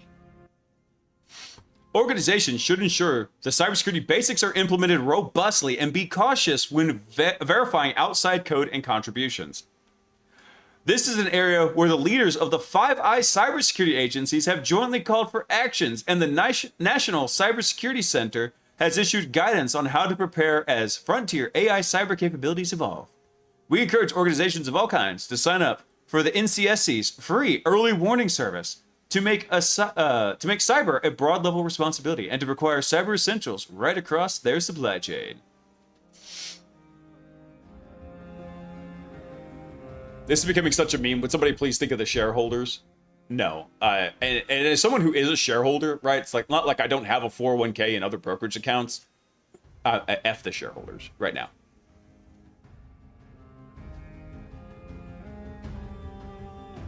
We grew up with Adam Sandler. Ain't nothing 6'7" has on that. I know, right? How would a CEO or CTO react to this post? We have Chainsmoker Cat these days, though. Okay, so if they were looking at this, their first instinct should have been null dev to do exactly what the cybersecurity community has been telling them through it. Do the basics first, right? Build defense in depth. Make sure you've got proper like system and patch management cadences so you can keep your stuff up to date. That's very simple. And then once you have worked on hardening your infrastructure, then you work on actually like monitoring and like building that up and making sure you've got detections in place to go and find these things. That's what the whole reason that penetration testing and red teaming came about, was to find those gaps in where were you looking and where were you not looking. Or did you have skeletons in your closet? Were you not properly doing proper hygiene? Like, did you leave, a backup of your domain controller on an open NFS share or an open SMB share that anybody could go download and then reconstruct the ntds.dit file and get all the hashes back out of it? All that kind of stuff was what was the reason that, like I said, that penetration testing and red teaming came about. It's literally do the basics, blocking, tackling, running. But for cybersecurity, it's patching, monitoring, and responding.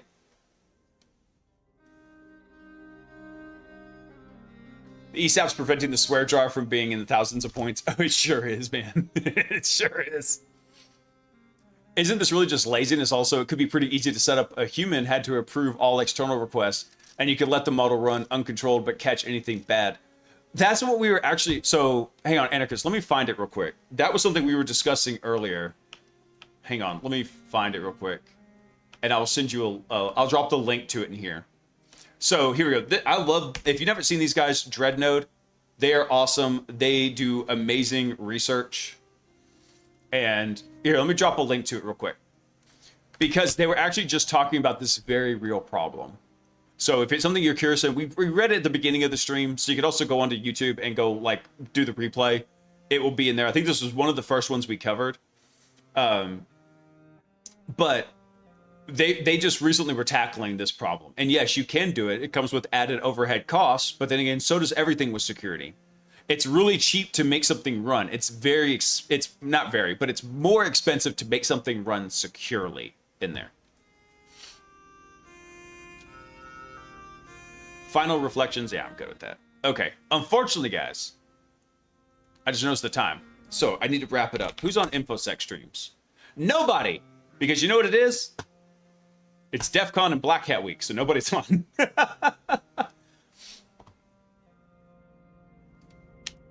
Hang on one sec. Let me see. Is the Black Hat knock on? Let me see.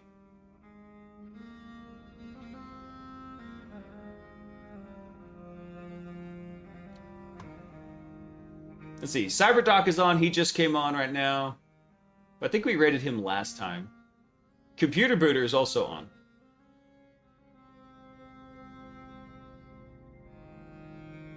Huh, I'm surprised the Black Hat Network Operations Center isn't on. Moo Hoodies is on doing her space stuff. Science is also on. Who will go spread out to? Automated tools like that are needed for general use, but for AC, when they specifically are running models without guardrails, would be possible for just be safe and manually approve. It's running so many calls in there. Now, it could be possible, like, hey, you have like a ranking system where you do have something monitoring what it's doing, and it says, okay, yeah, this is very clearly, like, let's say in scope, and this one is very clearly out of scope, and you block it. But then you could have like a gray area in the middle and just surface those ones up to the human. You could potentially do that as well.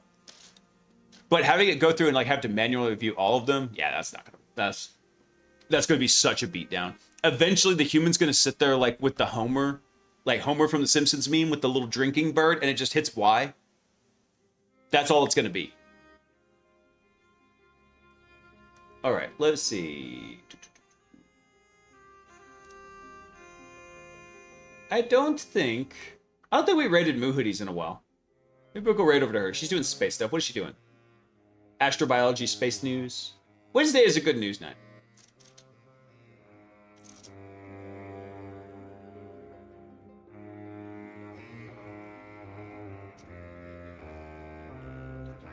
Yeah, we'll do that. We'll go right over to Muhooties. She's doing fun stuff.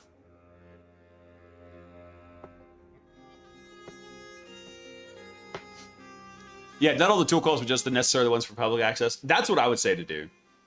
Yeah, definitely. But then you gotta build the harness around it. So hopefully they would do that. All right, guys. Unfortunately, that's where I gotta wrap it up. You guys have a fantastic week. Saturday and Sunday, we're gonna pull up Tyler Ransby's Hack Smarter system because I think it's free for this weekend. He was saying that last Saturday. Also, I apologize there was no stream on Sunday. I was very sick. I got some kind of a stomach bug. I was the only one in the house to get it. No idea where it came from. Thankfully, I was the only one to get it. But I apologize. I know I owe y'all like 2 or 3 makeup streams. We'll figure out something to do it. Maybe we'll finally finish Alan Wake. But I want all y'all to have a fantastic rest of your week. Crushing It mode is still in full effect. So tomorrow I expect you, or today, depending on your time zone, because I got lots of European folks in here, which I love. Hopefully one day I'll make it across the pond to visit you. I want y'all to have a fantastic rest of your week. Remember, Friday is read-only Crushing It mode. So you're building your attack plan for Monday's full frontal girthy assaults, Crushing It mode. And I want y'all to remember one very important thing, everyone, and that is I love ya. Peace.